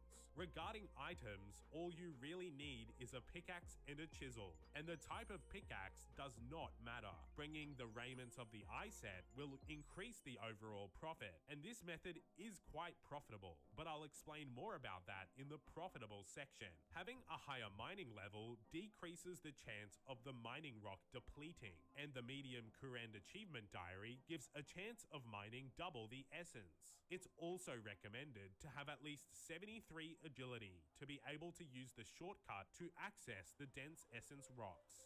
This is a full run through of training with blood runes, then soul runes. For bloods, you start by mining and chiseling a full inventory of essence blocks. Then you run to the dark altar to the northwest and turn them into dark essence. Then you run back to the mining area and chisel the dark essence on the way back. Then you refill your inventory with dense essence, which takes a few minutes. Then I exit the mining area and run west, then east, all the way to the blood altar. Here, I click the altar to craft the runes, then I chisel the dark essence, and once that's done, I click the altar again to craft the rest of the runes. Then I run back to mine more dense essence, where there's a level 73 agility shortcut, and I repeat this process. For soul runes, the process is the same, where I mine 2 inventories of dense essence and use it at the dark altar with 1 inventory chiseled. Then I run to the east this time and follow the path around until I reach the soul altar. Then I craft the runes, chisel the essence, then craft the runes again and make my way back to the mining area. Now time for the AFK section. And in this section, I'm going to explain the AFK times while runecrafting. And first, the Urania altar has some AFK aspects to it. After banking for more essence, you can click all the way to the altar if you have a high render distance. Or alternatively, you can trade or use an item on a player to follow them all the way to the altar. The AFK time during this is 25 seconds. Which isn't that long, but it's one of the longer AFK intervals for runecrafting. Secondly, mining Dayalt Essence could be considered an AFK method, where you get 60 seconds of AFK time per rock. Astral runes are similar to the Urania altar, where with a high render distance you can run directly to the altar from the bank. This gives an AFK interval of 30 seconds. And arguably the most AFK runecrafting method is Zaya runecrafting, where during the dense essence mining segment, it's possible to AFK for a minute at a time, but it will sometimes be less than a minute, and sometimes over a minute, so the AFK time varies a bit. When you're ready for spring break. Now let's talk about the profitable runecrafting methods. And most runecrafting methods are profitable, but it really comes down to profit and XP per hour. For these methods, it's strongly recommended to have the raiments of the eye set, which gives 60% more runes. Runecrafting really starts to become profitable once you reach level 77, where runecrafting blood runes at the True Blood Altar can get over 1.5 mil an hour. But that profit rate is only possible if you have 93 agility, or 74 agility is also helpful. Without the shortcuts, you can expect a bit under 1 mil an hour. With 82 runecrafting, you unlock double astral runes, which don't have any catches like an agility level. You unlock crafting really the rain and XP per hour. For these methods, it's strongly recommended to have the raiments of the eye set, which gives 60% more runes. Runecrafting really starts to become profitable once you reach level 77, where runecrafting blood runes at the True Blood Altar can get over 1.5 mil an hour. But that profit rate is only possible if you have 93 agility mil an hour. But that profit rate is only possible if you have 93 agility, or 74 agility is also helpful. Without the shortcuts, you can expect a bit under 1 mil an hour. With 82 runecrafting, you unlock double astral runes, which don't have any catches like an agility level and brings in 800k profit per hour.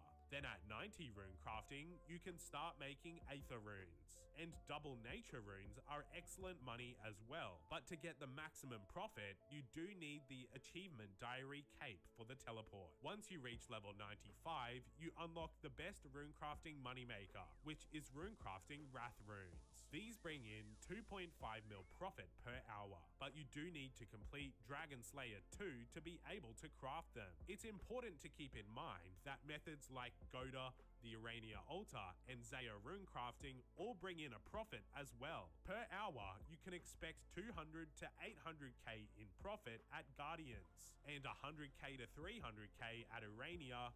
And with Zaya runecrafting, it's 400k for Bloods and nearly 900k per hour for Soul runes. As an Iron Man, runecrafting training has a few key differences. With the need to gather your own essence, there's a variety of ways to get a lot, mostly through bossing like at Zulrah, and through Slayer and raids. But there's also the Scar Essence mine for getting essence. And you can also get extracts, which increase the amount of runes you get when runecrafting. The training methods, though, are much the same as the ones I've already shown in this video. Questing is still the fastest at a low level, and there's Guardians, Urania, or Zaya Dense Essence. At Guardians and at Zaya, you obtain essence throughout the activity, so you don't need to go out and get your own essence. Anyways, that was my updated level 1 to 99 room.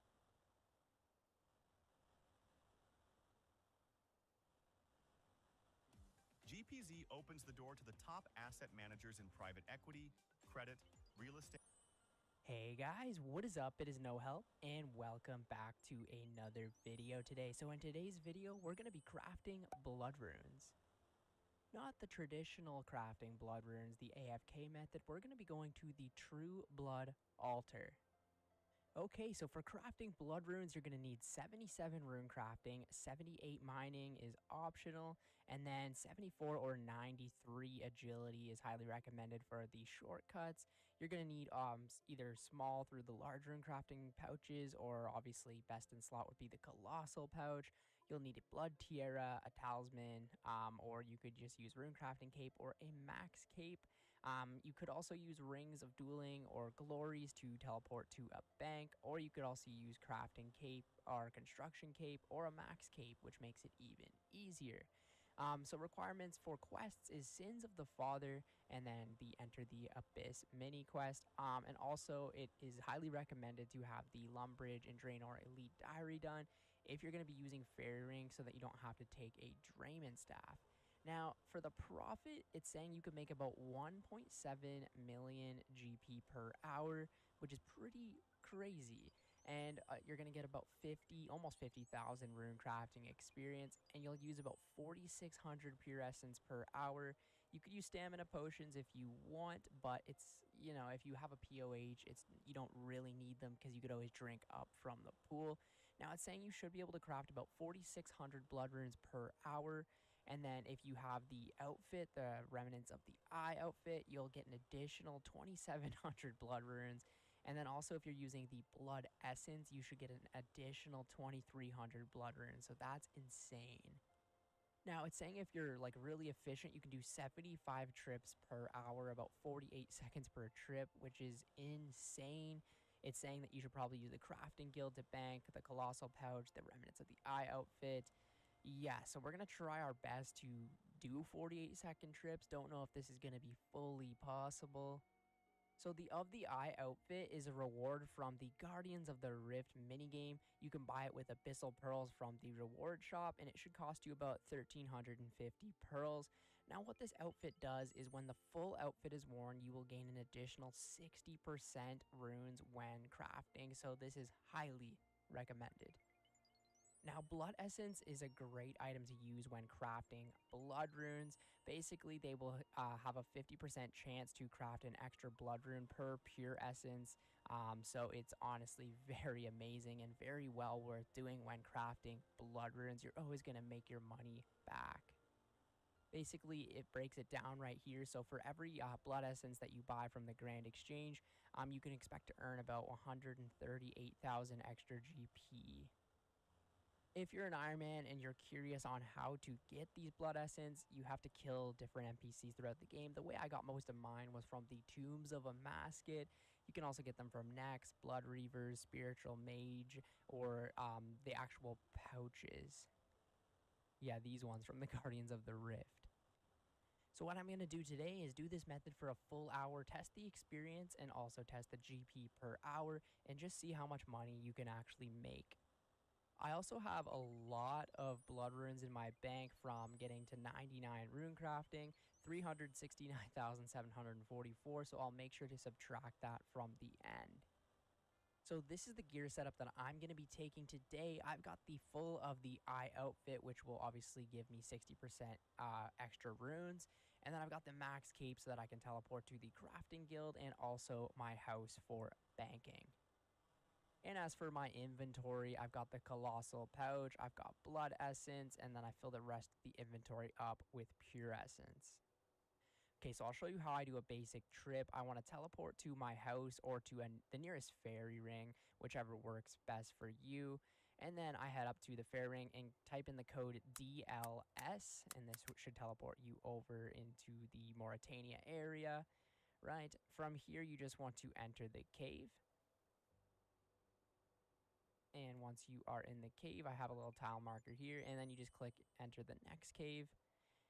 And then you've got a little bit of a stretch to walk up this way, kind of like south in a way, and then enter this cave that it's got the nice green little marker here.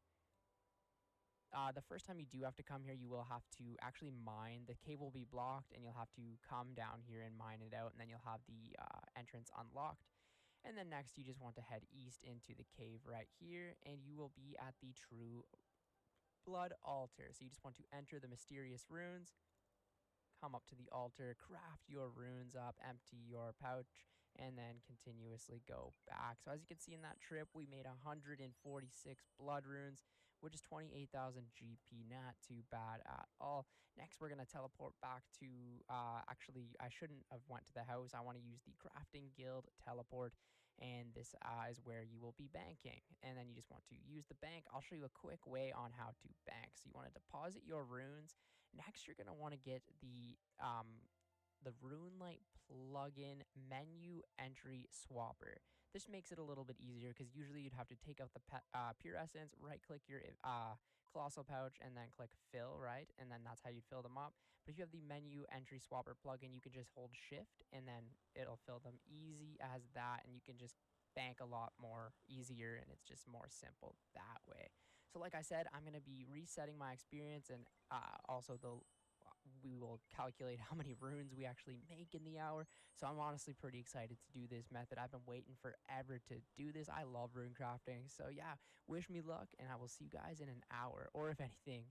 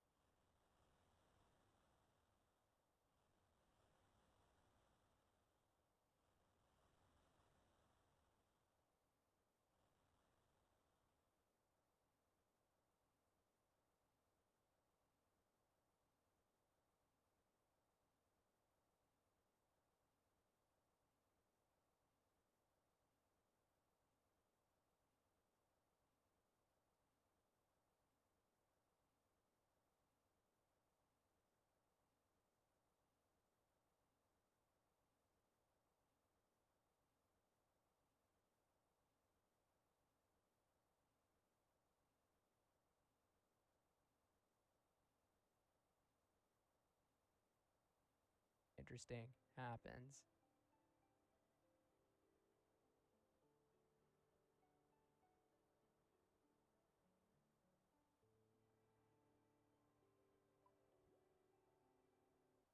This season, you've got places to go, people to see, and things to do. You may have already gotten vaccinated for flu and COVID-19, but other respiratory illnesses are still out there. If you're 50 or older, even if you're healthy, it may be important to help protect against pneumococcal pneumonia. And if you have certain health conditions, it may be important to help protect against RSV, too. Talk to your doctor or pharmacist about which vaccines you need. Help protect yourself with only one dose each.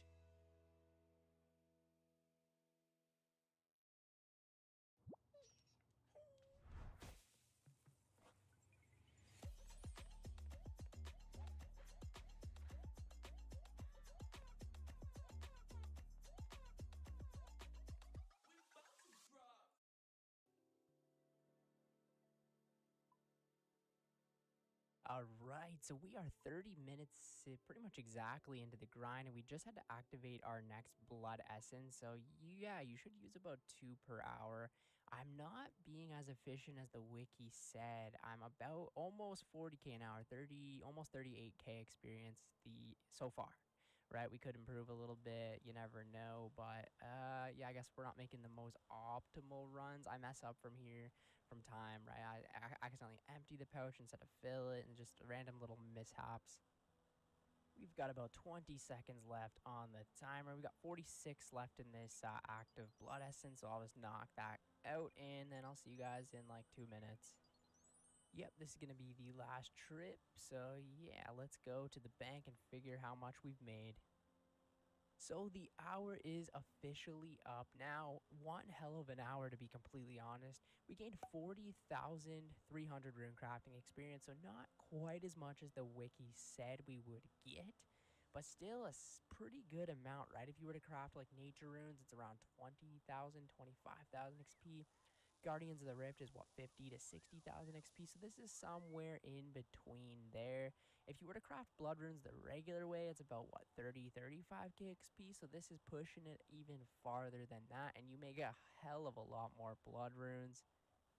Now, as for the money that we made in the hour, 1.6 million GP, which is phenomenal, right? Not like it was 2 to 3 years ago, where this would probably be I don't even know what this would be. Like, you could make at least a million GP per hour just doing bloods the regular way, but 1.6 million GP for a skilling method that's consistent all the time, that is insane. Overall, I like the method quite a bit. It's a bit different than the traditional way of rune crafting, like just running to an altar or running through the abyss, right? You have to run through a bunch of different cave entrances and stuff like that. And if you do have a max cape, it makes it a lot easier, or at least having, say, crafting or a construction cape, that makes it a lot easier than that. But yeah, I like the method quite a bit, right? And if you have a house and all this stuff, you really don't have any inputs, right? Besides pure essence, which are like nothing, right? So it's pretty much just pure profit and pretty decent rune crafting experience as well. This could be a great way for people to go for the rune crafting pet if they want. Definitely helps, obviously, a lot to have the full Guardians of the Rift outfit and also to have blood essence. So maybe Iron Man will miss out on the little bit of extra runes with the blood essence provides. But, you know, 8,000 blood runes per hour is a pretty good amount. And, like, you could, like, you know, how they're like 200 GP each. I could literally go to LA in the desert right now and just get 1.6 million GP in raw cash. So it's pretty awesome, pretty beautiful. You love to see that stuff in the game. It's good to know that rune crafting can still make a decent amount of money, right? You know, skilling isn't completely dead. We still got some ways to pump out some money here and there. But anyways, thank you guys so much for watching the video today. Highly would recommend to get the stats to do this.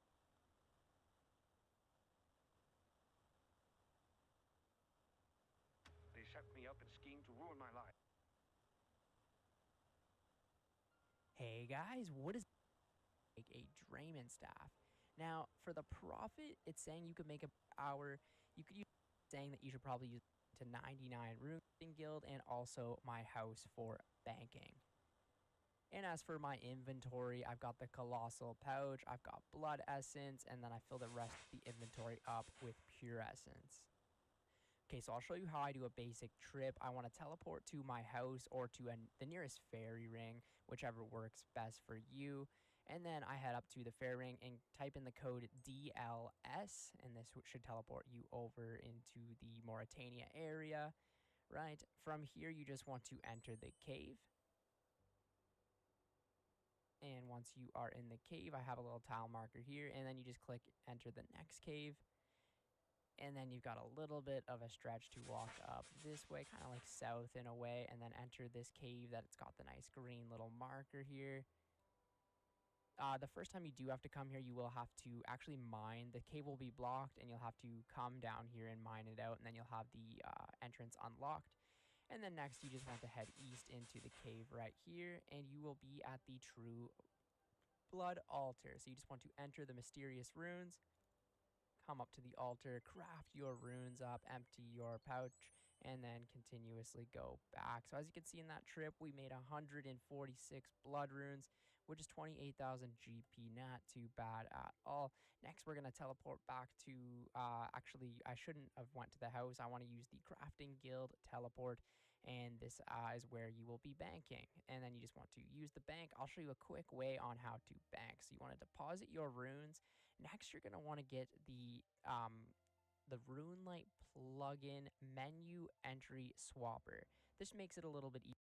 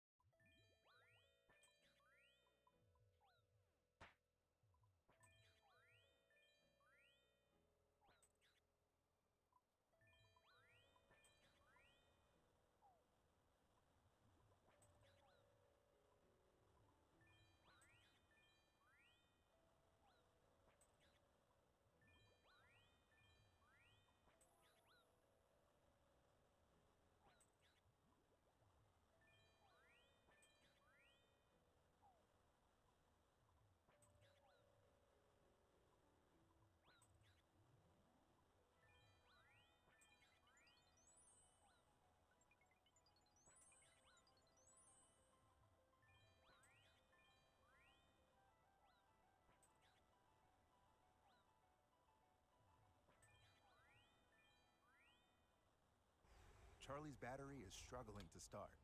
So he went to AutoZone, where an AutoZoner helps him choose a new battery.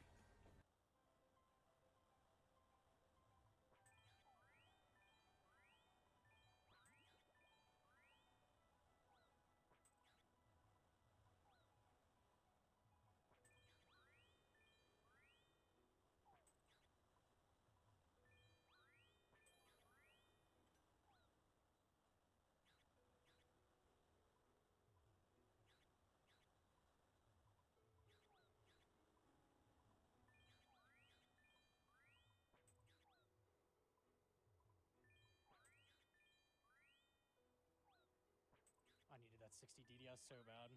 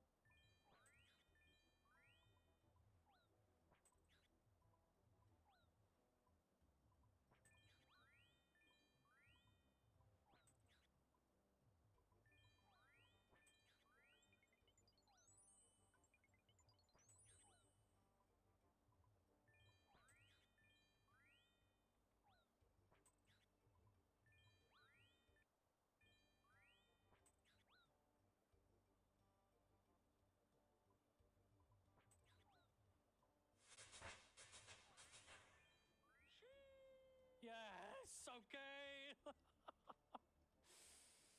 Holy fuck, bro. The focus, how long was that? God, that shit's hard. Holy fuck, okay.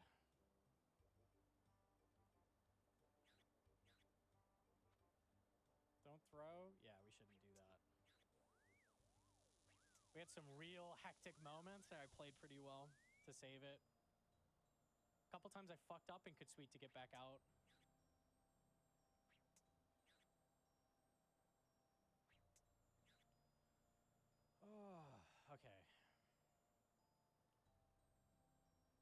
breathe. Yeah, okay.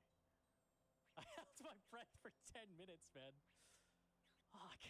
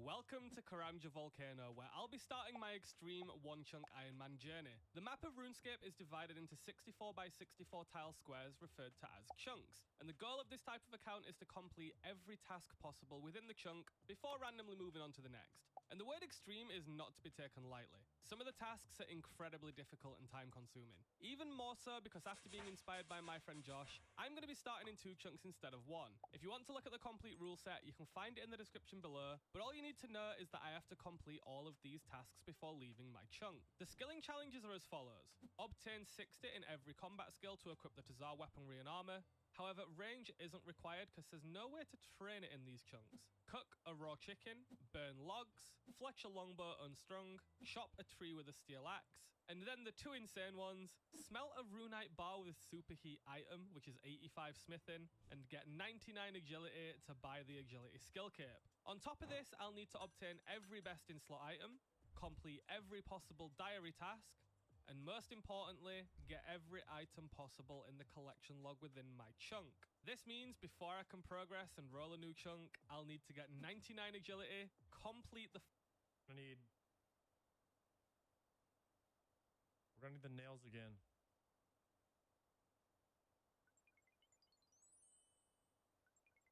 And the oak planks. 1, 2.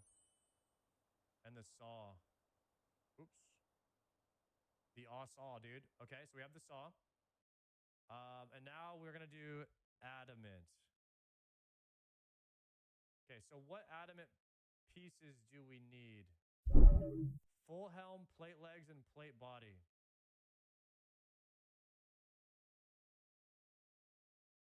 We could just make all of it.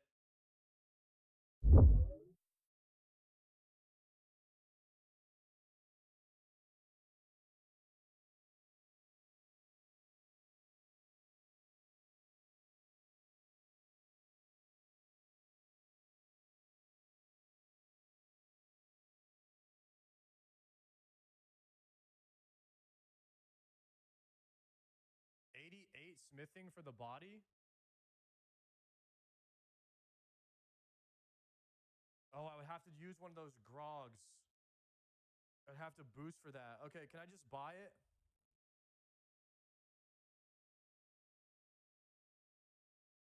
We can make the full helm and the plate legs.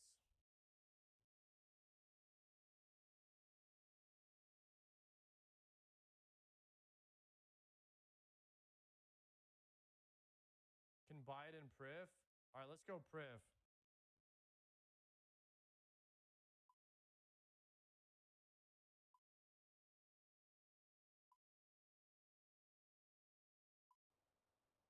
Legs are also 8. Taurus wins. An upset for the ages. So I would ask the board, what if our next app wasn't slow? What's this? Earn skills in weeks, not years. At University of Phoenix? Oh yeah, I'm already programming. Can you program a racing app? Can you market a racing app? Looks like I can learn. company's most downloaded app Ever. Earn career relevant skills. Want one. 86 to make playlists. Holy crap. Okay. All right. Where do we buy?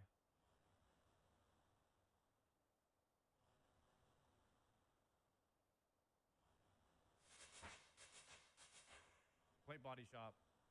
It's got to be it. There has to be a plate body at the plate body shop. Surely, guys.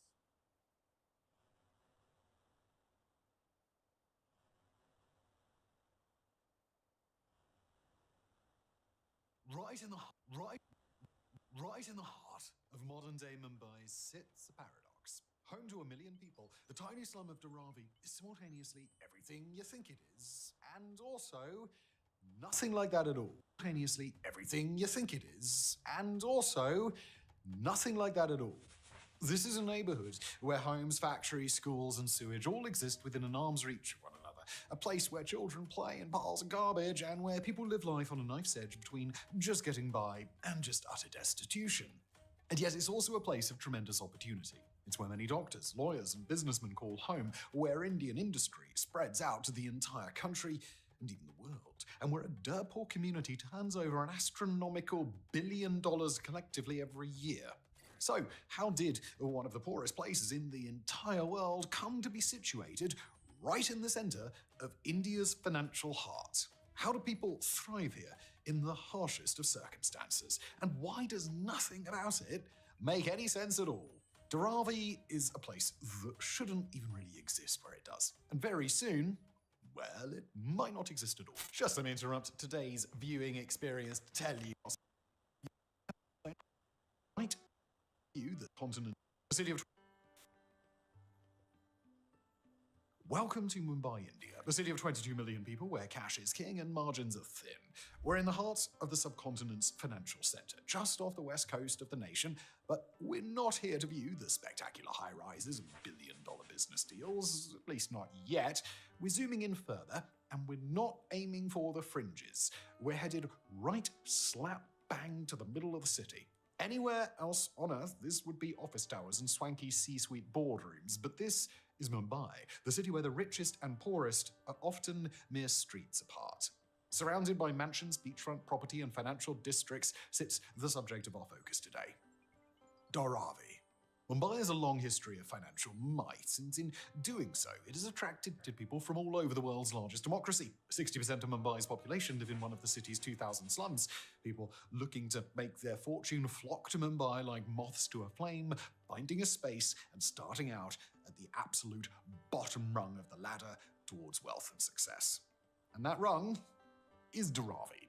Mumbai's biggest slum, it is stacked to the rafters with corrugated iron, tarpaulin, and makeshift housing. A mishmash of buildings thrown together and grown like an organism rather than being designed by urban planners.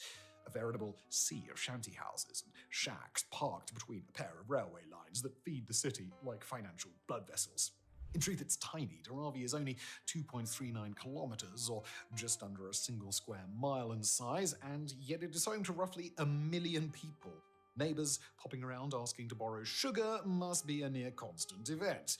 Here, people live in tiny huts, and they make their living doing what they can to survive. Children go to school nearby, people set up market stalls to make ends meet, and others work jobs elsewhere in the city. Here, life goes on constantly amidst a tidal wave of people and an ocean of opportunity. Calling Dharavi just standard city hustle and bustle feels inadequate. Those phrases were invented for places much quieter than this. Dharavi is often called Asia's largest slum, but this is a reference to the sheer number of people living in a continuous informal settlement, not classic square footage. In our research, we couldn't find a slum with more people in Asia, so I guess congratulations? Everywhere you look in Dharavi, it's a maze of alleyways and narrow dirt passageways between concrete abodes, sheet metal, piles of trash, and people. So many people. Overhangs of buildings and power lines dangle precariously over people's houses, whilst the odd tall building sticks out like a sore thumb. Interestingly, of all settlements like this, slums, favelas, shantytowns, whatever you want to call them, operate in a funny grey area of the law. They're technically illegal, These kinds of settlements just kind of spring up with no urban planning or really any kind of planning at all. Despite the total lack of any real enforced bureaucratic system to govern how these kinds of settlements are built, they're tolerated once they exist. I mean, what are you going to do? Arrest 1 million people? Dharavi is a recognized slum that is built on a system of informal construction. Many residents here have ID cards, ration cards, and access to electricity and water, but no legal ownership of the land that they live on. But that's really just the tip of the iceberg when you start to look at Dharavi and just how bizarre of a place it really is. From the massive amount of industry going on here under the surface, to the fact that this is where the award-winning 2008 film Slumdog Millionaire was based on, Dharavi is a lot of things, and one of those things is weird. Many people who live here are second-generation residents whose parents moved in years or even decades ago, where they're scratching out a living in one of the many industries within, or going through education aspiring for a brighter future. It is a true melting pot as far as India is concerned as well. People have flocked here from all over the nation throughout the decades and even the centuries. No matter your caste, your religion, your ethnicity, or what region your family is from, here you're all Dharavi, experiencing this diverse patchwork of Indian life together. So, how did it all begin then? Oh, I'll have another. Make it a double. Dad, Mom thinks she's at a resort again. Yeah, she told me. When you'd rather not resort to a virtual resort, This is much better in real life. it matters where you stay. Looking good, babe. Book your spring break now. Hilton for the stay. These days, work moves fast. That's where Grammarly comes in. With an AI...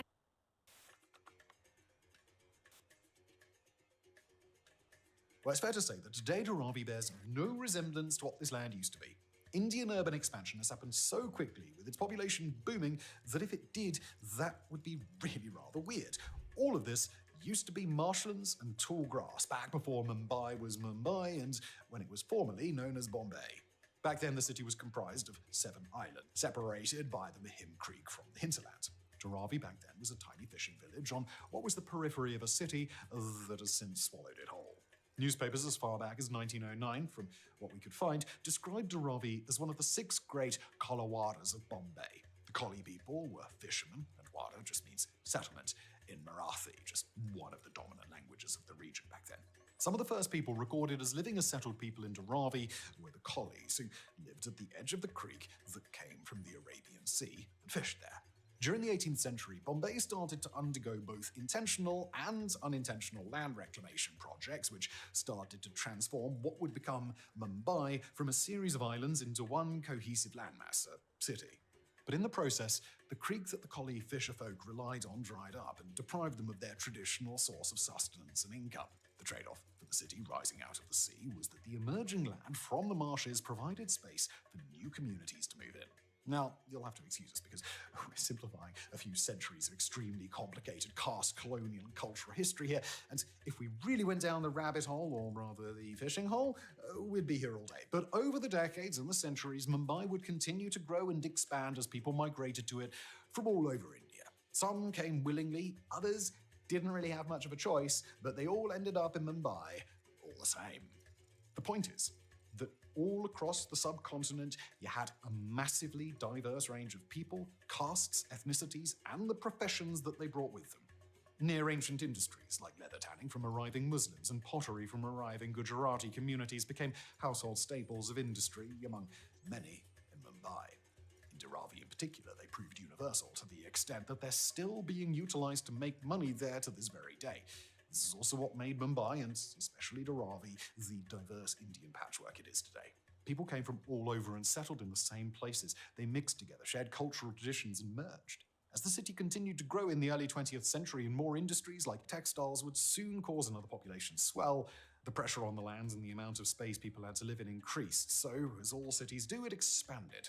A couple of renewed electrified rail lines would be put in here and there that now mark the boundaries of the Dharavi slum to this day. Over time, this expansion completely enveloped Dharavi, so it was no longer this fringe former fishing community, it was now creeping towards the heart of what would become one of India's largest cities. Post-independence in 1947, there was a massive rural-to-urban migration, and Mumbai just didn't stop growing. Housing supply was already outstripped by demand, but it was from here onwards where informal settlements would start to spring up more and more all over Mumbai. Dharavi, with its now pretty central location, absorbed tons of these people who would continue to foster industries out of their own home workshops. By the 60s and 70s, it was locked in the dead center of Mumbai, and by the 80s, hundreds of thousands of people lived on this tiny patch of land. During the 1980s, it was widely acknowledged as having a lot of problems. Spoiler, not many of those have been solved, and we'll get to that shortly, and it was the first time that funds were offered and redevelopment projects were considered to make Dharavi a more livable place. Even failing full-on redevelopment, the 80s were the first time that services were both offered and improved on for the hundreds of thousands of residents of the slum. The state, long having turned a blind eye to Dharavi, now formally recognized it, but it didn't really change much for those living there. As the 1990s came and went, the outer periphery of Dharavi became awash with high-rise buildings as Mumbai didn't just become a big city, but a financially and globally recognized one. India was experiencing a period of economic boom under liberalization, and with nowhere else to build out, property developments went up, which is how Dharavi ended up as a slum surrounded by skyscrapers. The slum redevelopment scheme was launched by the Indian government in 1995, which aimed to replace informal settlements like Dharavi with formal housing stock. A lot of redevelopment ideas were floated and projects were launched, but they all failed to drastically transform the place, especially with a lack of communal buy-in from those living in Dharavi itself. Take 2003, for example. The regional government decided to redevelop Dharavi as an integrated township, but the plans drew protests from the residents who were wary of the size and quality of homes being offered in the redevelopment, and so it never happened. Piecemeal upgrades came here and there, access to electricity and water improved enough to stall any real urgency. By the 2000s and the 2010s, the piecemeal redevelopment approach was replaced with the idea of just solving the whole darn thing at once, a process that remains as difficult to achieve as it is controversial to this day, but we'll get to that later. If you're doing a whistle-stop tour of Dharavi history, that's about all there is to it, minus the million other details that we've no doubt missed, and I'm sure you'll remind us of in the comments. But that is the past. What about the present? What is the situation on the ground in Dharavi like today? Well, like everything about Dharavi, it's complicated. So let's get to it.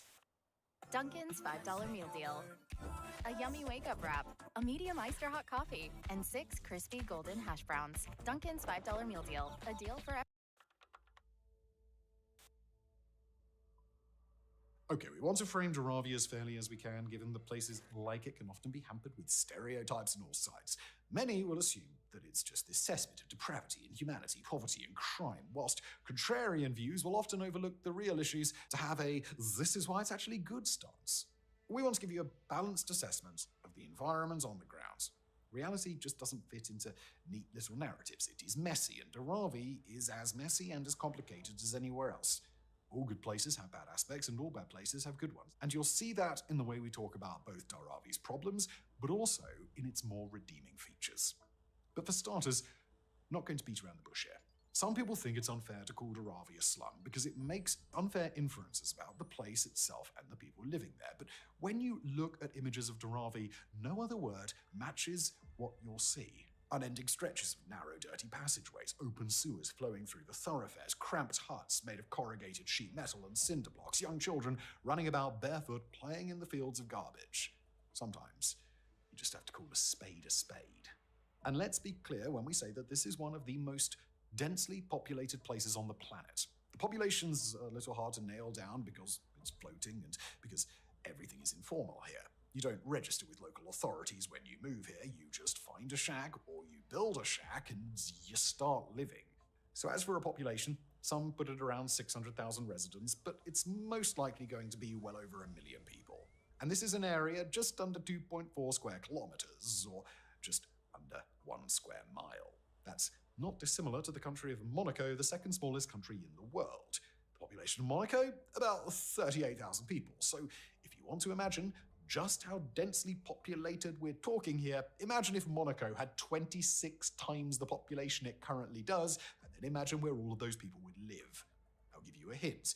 There wouldn't be space for an F1 track. Dharavi is less than half the size of Chennai's own airport in the same country, so it is absolutely tiny. This is a population density unseen almost anywhere else in the entire world, not since somewhere like the Kowloon walled city of Hong Kong was demolished.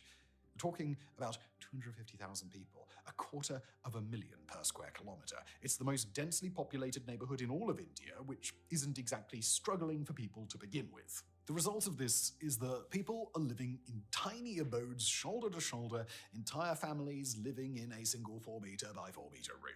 There's very little space for privacy, and the only reprieve from that is outside, where there are a million other neighbours you also can't escape. Because of being what's known in some circles as an informal settlement, there are no regulations around things like public waste disposal for garbage and sewage, so it often is just strewn around everywhere. There's no set standards for safety around how buildings should be erected to make sure they're safe for families, sometimes multi-generational families, all living under one very small roof. Most houses are little more than corrugated iron shacks, shanties with exposed electrical cables passing overhead, acting as a constant threat of electrocution, spiderwebbing out across all of Dharavi. Inside those houses are usually single rooms, comprising of a bedroom, kitchen, and living room all in one, often with few or no windows. Private bathrooms are uncommon. Some homes do have them, but most don't. According to a 2006 Human Development Report from the UN, there is only one toilet in Dharavi for every 1,400 people. It might have changed. Holy that's gonna smell. It might have changed since, but if those numbers are even remotely similar now, that's a worse ratio than many overcrowded prisons.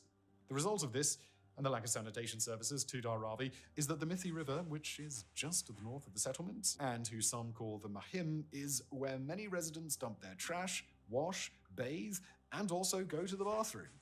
Lovely. Those who have visited Dharavi have often said that the smell is genuinely horrific, with garbage and other substances being visible floating on the water that thousands rely on. What doesn't help is that homes and buildings in Dharavi also have a distinct lack of ventilation because there aren't any windows for many. The industries that people undertake to survive can also cause harmful byproducts to circulate inside, and the poor sanitation often leads to outbreaks of epidemics that ravage the settlement because people are living in such close proximity to each other. Typhoid, cholera, leprosy, COVID-19, tuberculosis, and polio are just some of the many illnesses that have struck Dharavi over the years, leading to any number of health complications and deaths. I mean, how do you socially distance in a place like this? You just don't. When you throw all of that together, plus the trash, it is just a recipe for people in Dharavi to live shorter lives than those just meters away in the rest of Mumbai. Natural disasters also cause greater than average levels of suffering. Mumbai is a coastal city, and India's monsoon season often hits it hard. Those in Dharavi with their exposed power lines and tiny leaky shacks can have their homes collapse if they're not structurally sound. Floods are also dangerous. People, but especially children, can fall in filthy rising water, and trash and sewage water will flow through the streets for days after the fact. Fires are also a massive risk because everything is built on top of each other and the safety standards are just non-existent. People can work and graft for years only for everything they've ever built to go up in smoke. And when disasters strike on a wider scale across the whole settlement, it is often cut off because there's no infrastructure there other than the railways, which are usually adversely affected as well. And here is where you can start to see maybe the largest overarching problem with Dharavi, and that's the lack of regulation, not just in planning or building or safety, but just in everything. No regulations whatsoever means the entire settlement sits on a house of cards which could just come crashing down at any moment, and the people living there have no rights to affect change in their community because they don't have the money and their communities are deemed illegal by the Indian government. To put it plainly, there are not many more difficult places to live in the world today for people who are entirely free than Dharavi. So then why, pray tell, is this poor scrap of dirt and metal considered the richest slum in the world? I mean, don't forget, that's why you clicked on this video.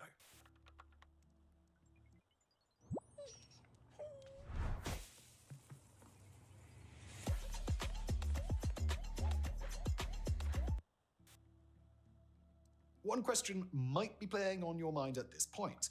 I've just told you how hard it is to live in Dharavi, about how truly grim a place it can be, so why even move there in the first place? Every year, people continue to flock to Dharavi. Why would people willingly choose to put themselves at so much risk and in abysmal conditions? Well, it's all about location and opportunity. Dharavi is located pretty much slap bang in the middle of one of India's biggest cities, which is constantly flourishing with business, but whose property prices are skyrocketing. may not look like it to you or me, but for a poor person from the sticks in India with not many chances to make money, this is the land of opportunity.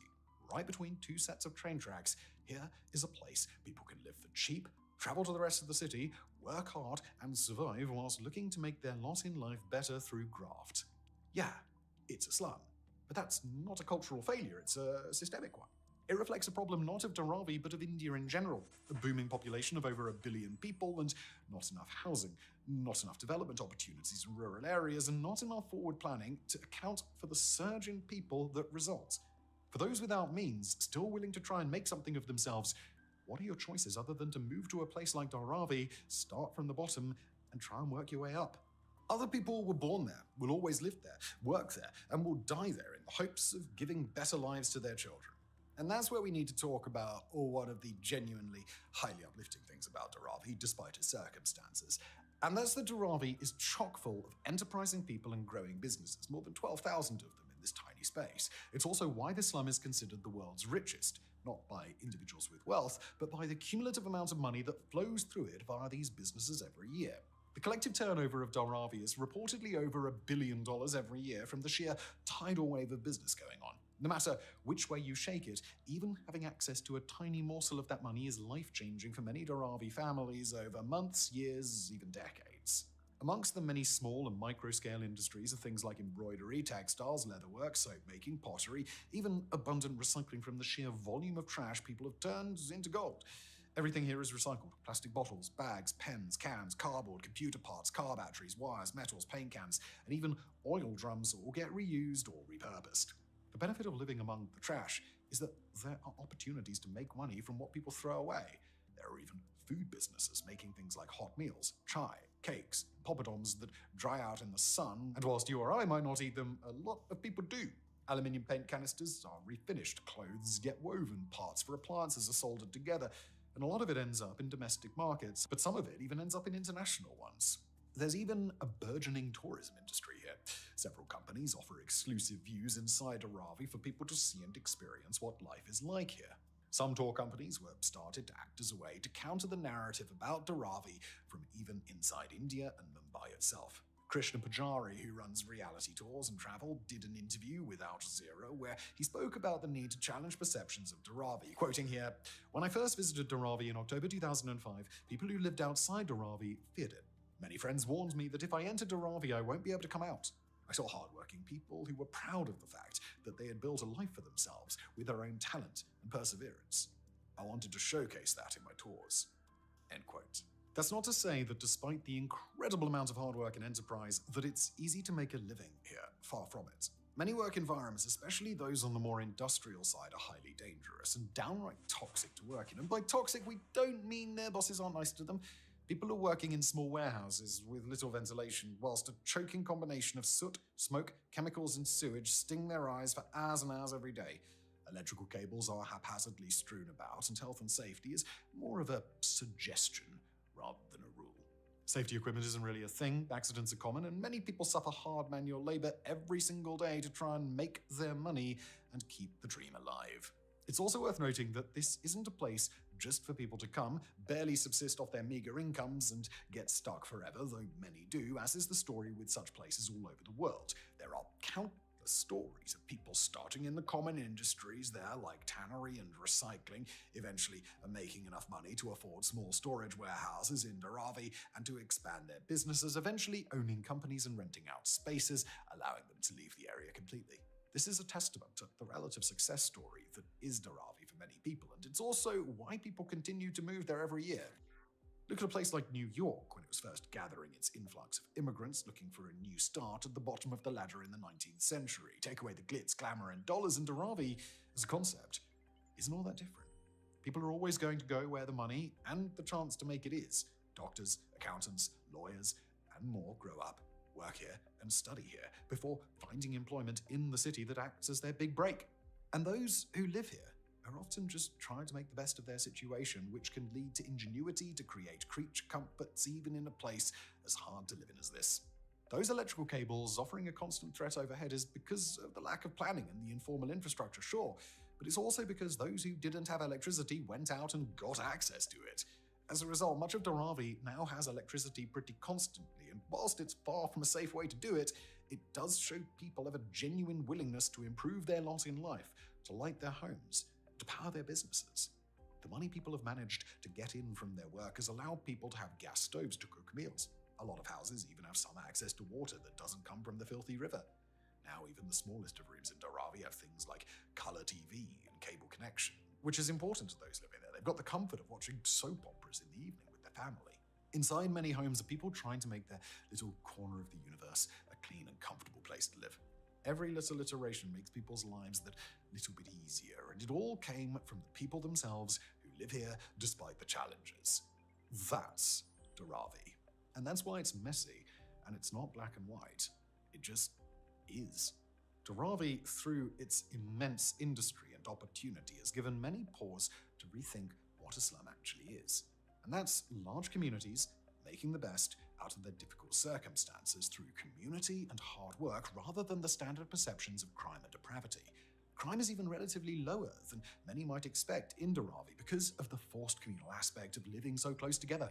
People know each other, reputation matters in making business deals with one another, and issues and disputes are often sorted out informally, as is everything else. That's not to say there's no crime here, that would be silly, but the vast majority of those living in Dharavi are just trying to get by, same as everybody else. For all of Dharavi's faults, and there are a lot of faults, a very large number of people have made the best out of a difficult start.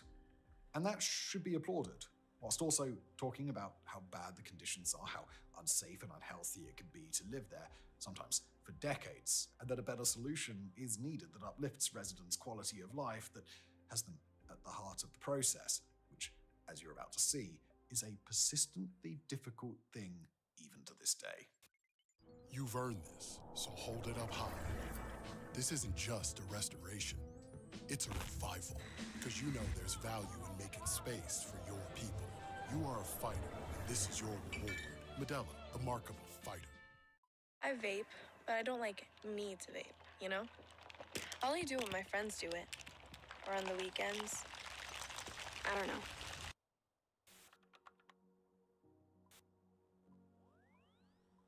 As we said before, Dharavi didn't come about because of a failure of culture, and it certainly isn't from a failure of effort, as we've just exhaustively explained. It came about because of a failure of systems. But that's almost not really the point at this stage. The situation now is it's here. It's been here for a long time. So if you're the Indian government, what do you do? For a long time, its choice was to pretty much just turn a blind eye to Dharavi, quietly acknowledging that the cost of formally developing the land probably isn't worth it, given its size, and relatively sizable, even if informal economic output.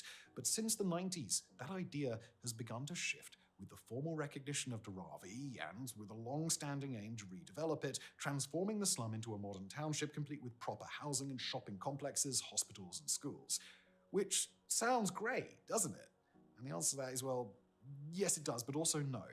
Dharavi, even in its current languid state, has a fully functioning, sociable residential area with communities of different faiths, families, shops, schools and public toilets. A wide street serves as a busy thoroughfare, thronging with people, smartly uniformed children on their way to school, motorbikes, shops, food and clothing stalls, and so much more. The point is, there is a community here of people who want to stay here, even if many are just passing through. You might be tempted to say, it's a slum. The people there have no rights to be there. It's dangerous. It's bad for public health. Tear it down. And many people would share your view, but it's not quite that simple because let's say you do just tear it down and build something new there. More fitting for the heart of India's financial heart. I mean, where do the over 1 million people living here go? I'll give you a hint. They'll set up nearby and just do the same thing they always have. Just declaring an area residential or commercial or whatever doesn't make it so.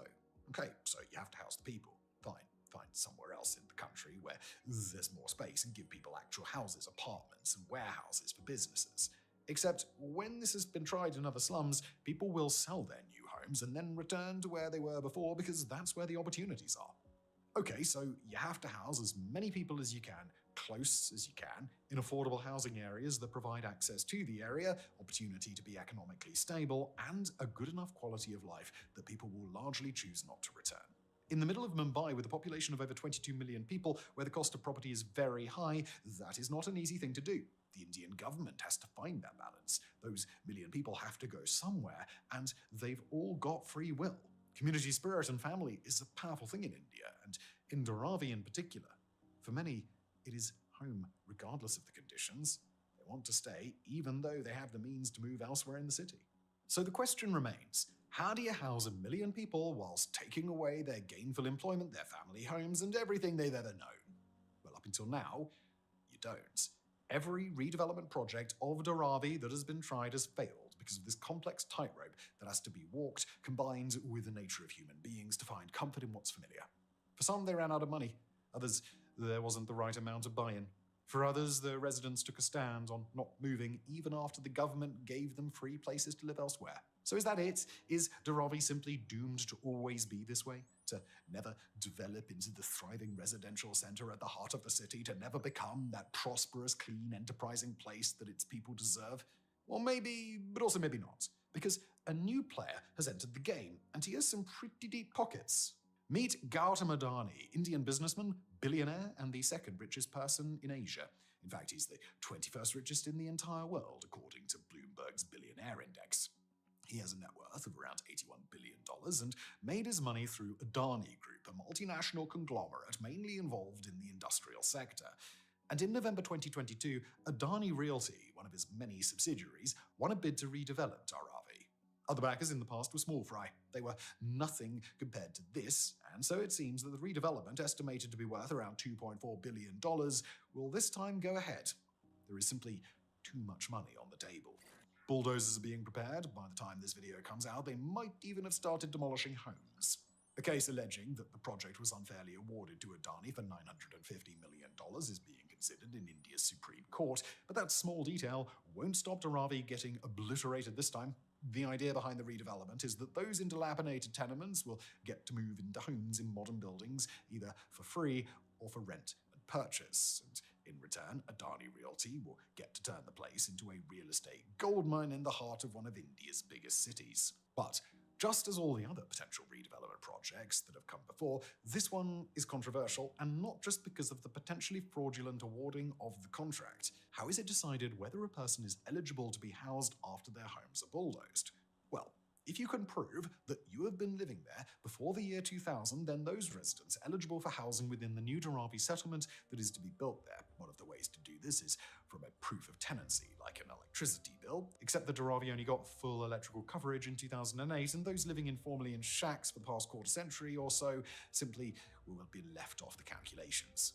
If residents can prove they lived there between 2000 and 2011, they become eligible to be moved into other designated sites and will be sold new homes for what is still quite a lot of money.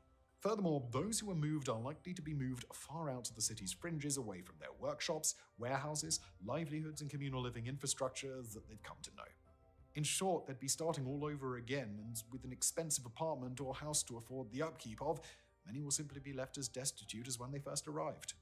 Those who are left will not be offered anything at all, and most are worried about their livelihoods.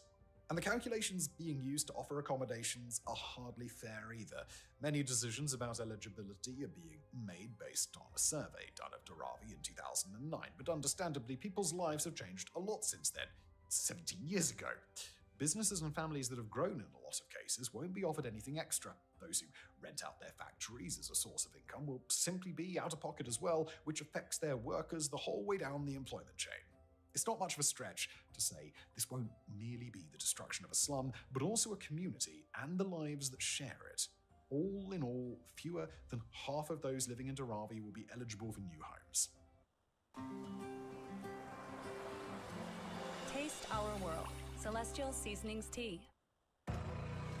Style and substance in the GMC Sierra. Or get a total value of over $11,500 on this Sierra 1500 model when you trade in an eligible vehicle.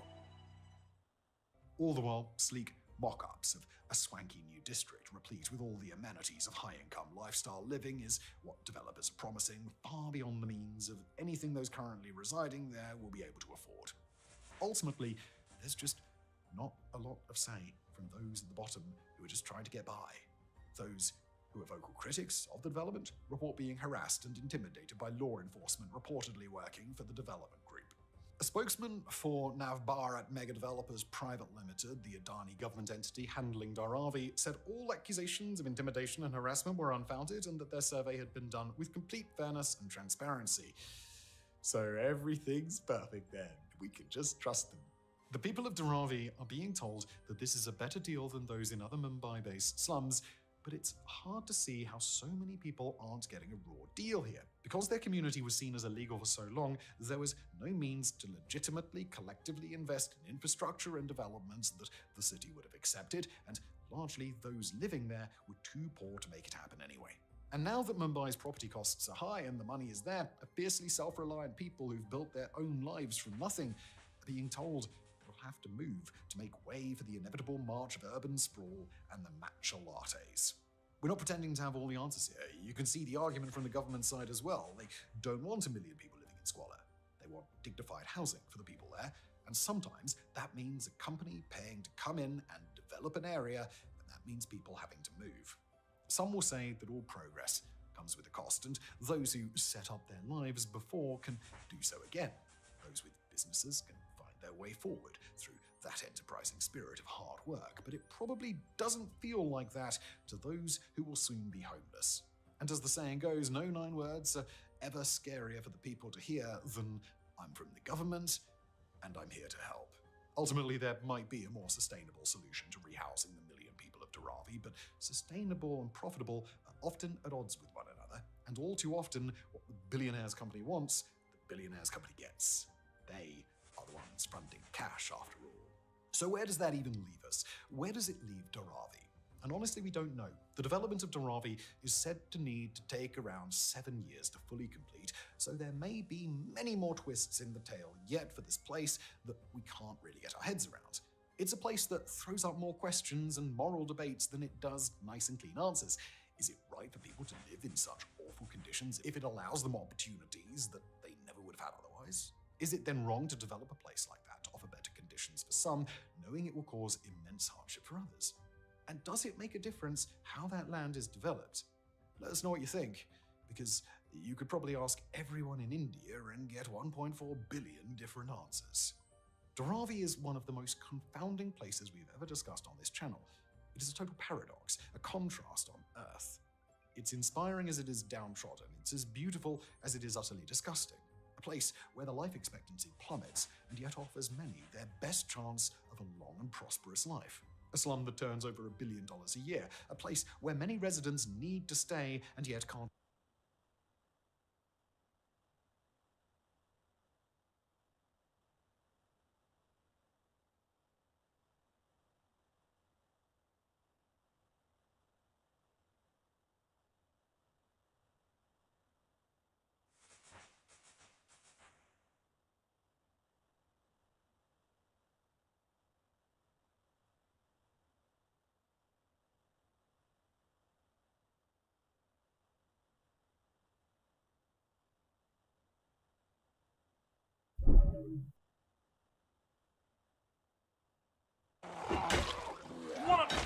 One of these.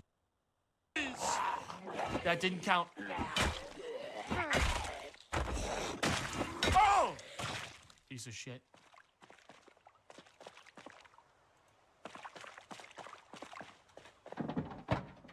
Ooh, duct tape. Perfect. Gonna need that later. For the axe that I'm gonna have to make. Boom! Don't ignore me. Boom! Don't ignore me. Boom! Don't ignore me. Hey. I didn't mean to, dude. The fucking caps lock. Hang on, I'm gonna unbind yelling. But this actually works because I do want some of these zombies out here. I am a sneaky boy, so I can just hook around once I kite a few. Take a look at what's out here. Because these places are all like actual buildings that we definitely want to loot. How the fuck did only 2 zombies actually clock me? Is that how sneaky I am? Dude, I'm way sneakier than I thought I was. That's kind of crazy. Only 2 actually see me right now. Now a couple are, because I went wider. That's not that bad. I don't really want to fight these 3, but...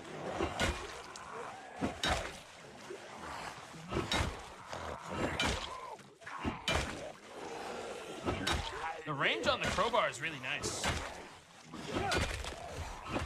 really nice. Jesus. Damn. This crowbar is crazy.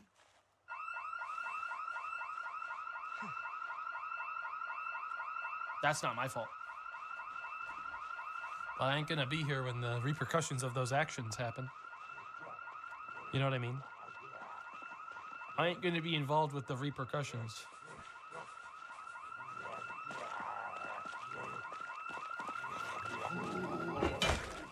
You have it wasn't me. I don't know. I'm gonna either that's random or Sam's over there or Benji just activated a fucking.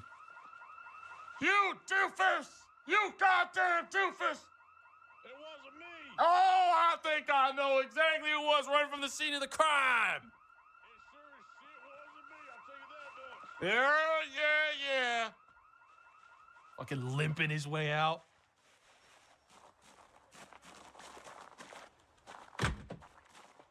I was waiting for an alarm to go off here too. There's not much I'm gonna find in a bail bonds place, but maybe something neato. Like a sheet of paper.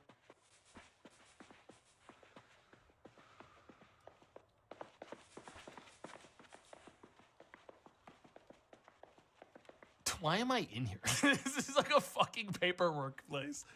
What am I expecting I'm gonna find here? Ooh, candles. Ooh, clipboards. Nothing even in the fridge. Because it's a fucking bail. It's just like a fucking...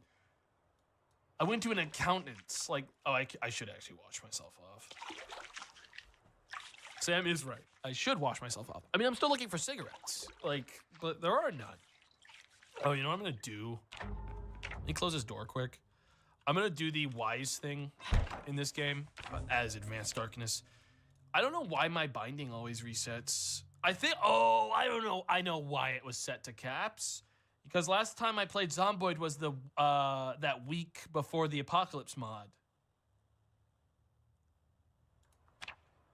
And in that, talking had a purpose, like the tab thing for like getting guys' attention. Don't need it as much right now unless I'm trying to get a zombie's attention, which early game, especially as a sneak build, I don't really want to do. I'll wash myself when I get back to base. I'm not going to do it here. Getting hungry, a little peckish. Well, these doors are all open, which tells me Sam's probably been here. To some extent. Another pretty nice area. Corkscrew. Brandy. Empty. A cockroach. Getting the scraps. Not even sure why I'm bothering. When I know I'm not getting anything good out of this place.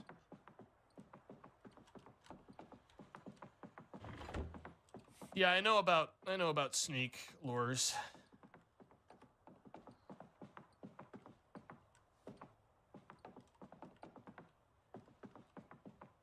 Ooh.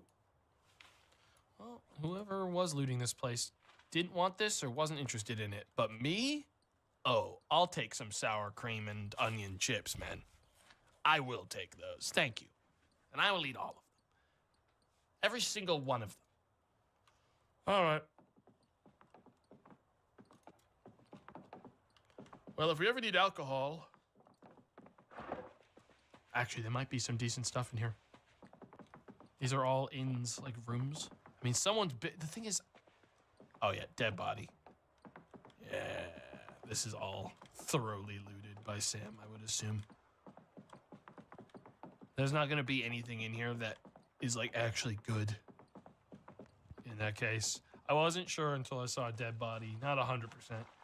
So Sam was looting up here. But I'll tell you what. There's a lot of fucking zombies. Okay, maybe we'll go up. And this one I'm going to want to deal with. But I might scoot a little bit farther away from them first.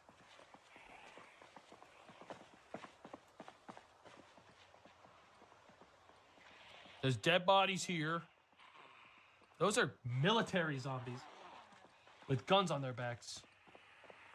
2 of them, like wandering through town. I couldn't stop them. There's too many zombies in the way. Damn, man. I should see if I can catch up to them.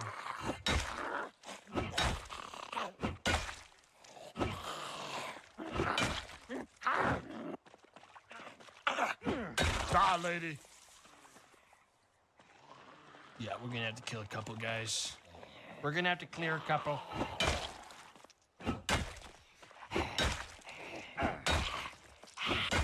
Damn, I wish my guy was better at this. Do a check. Do a little spin.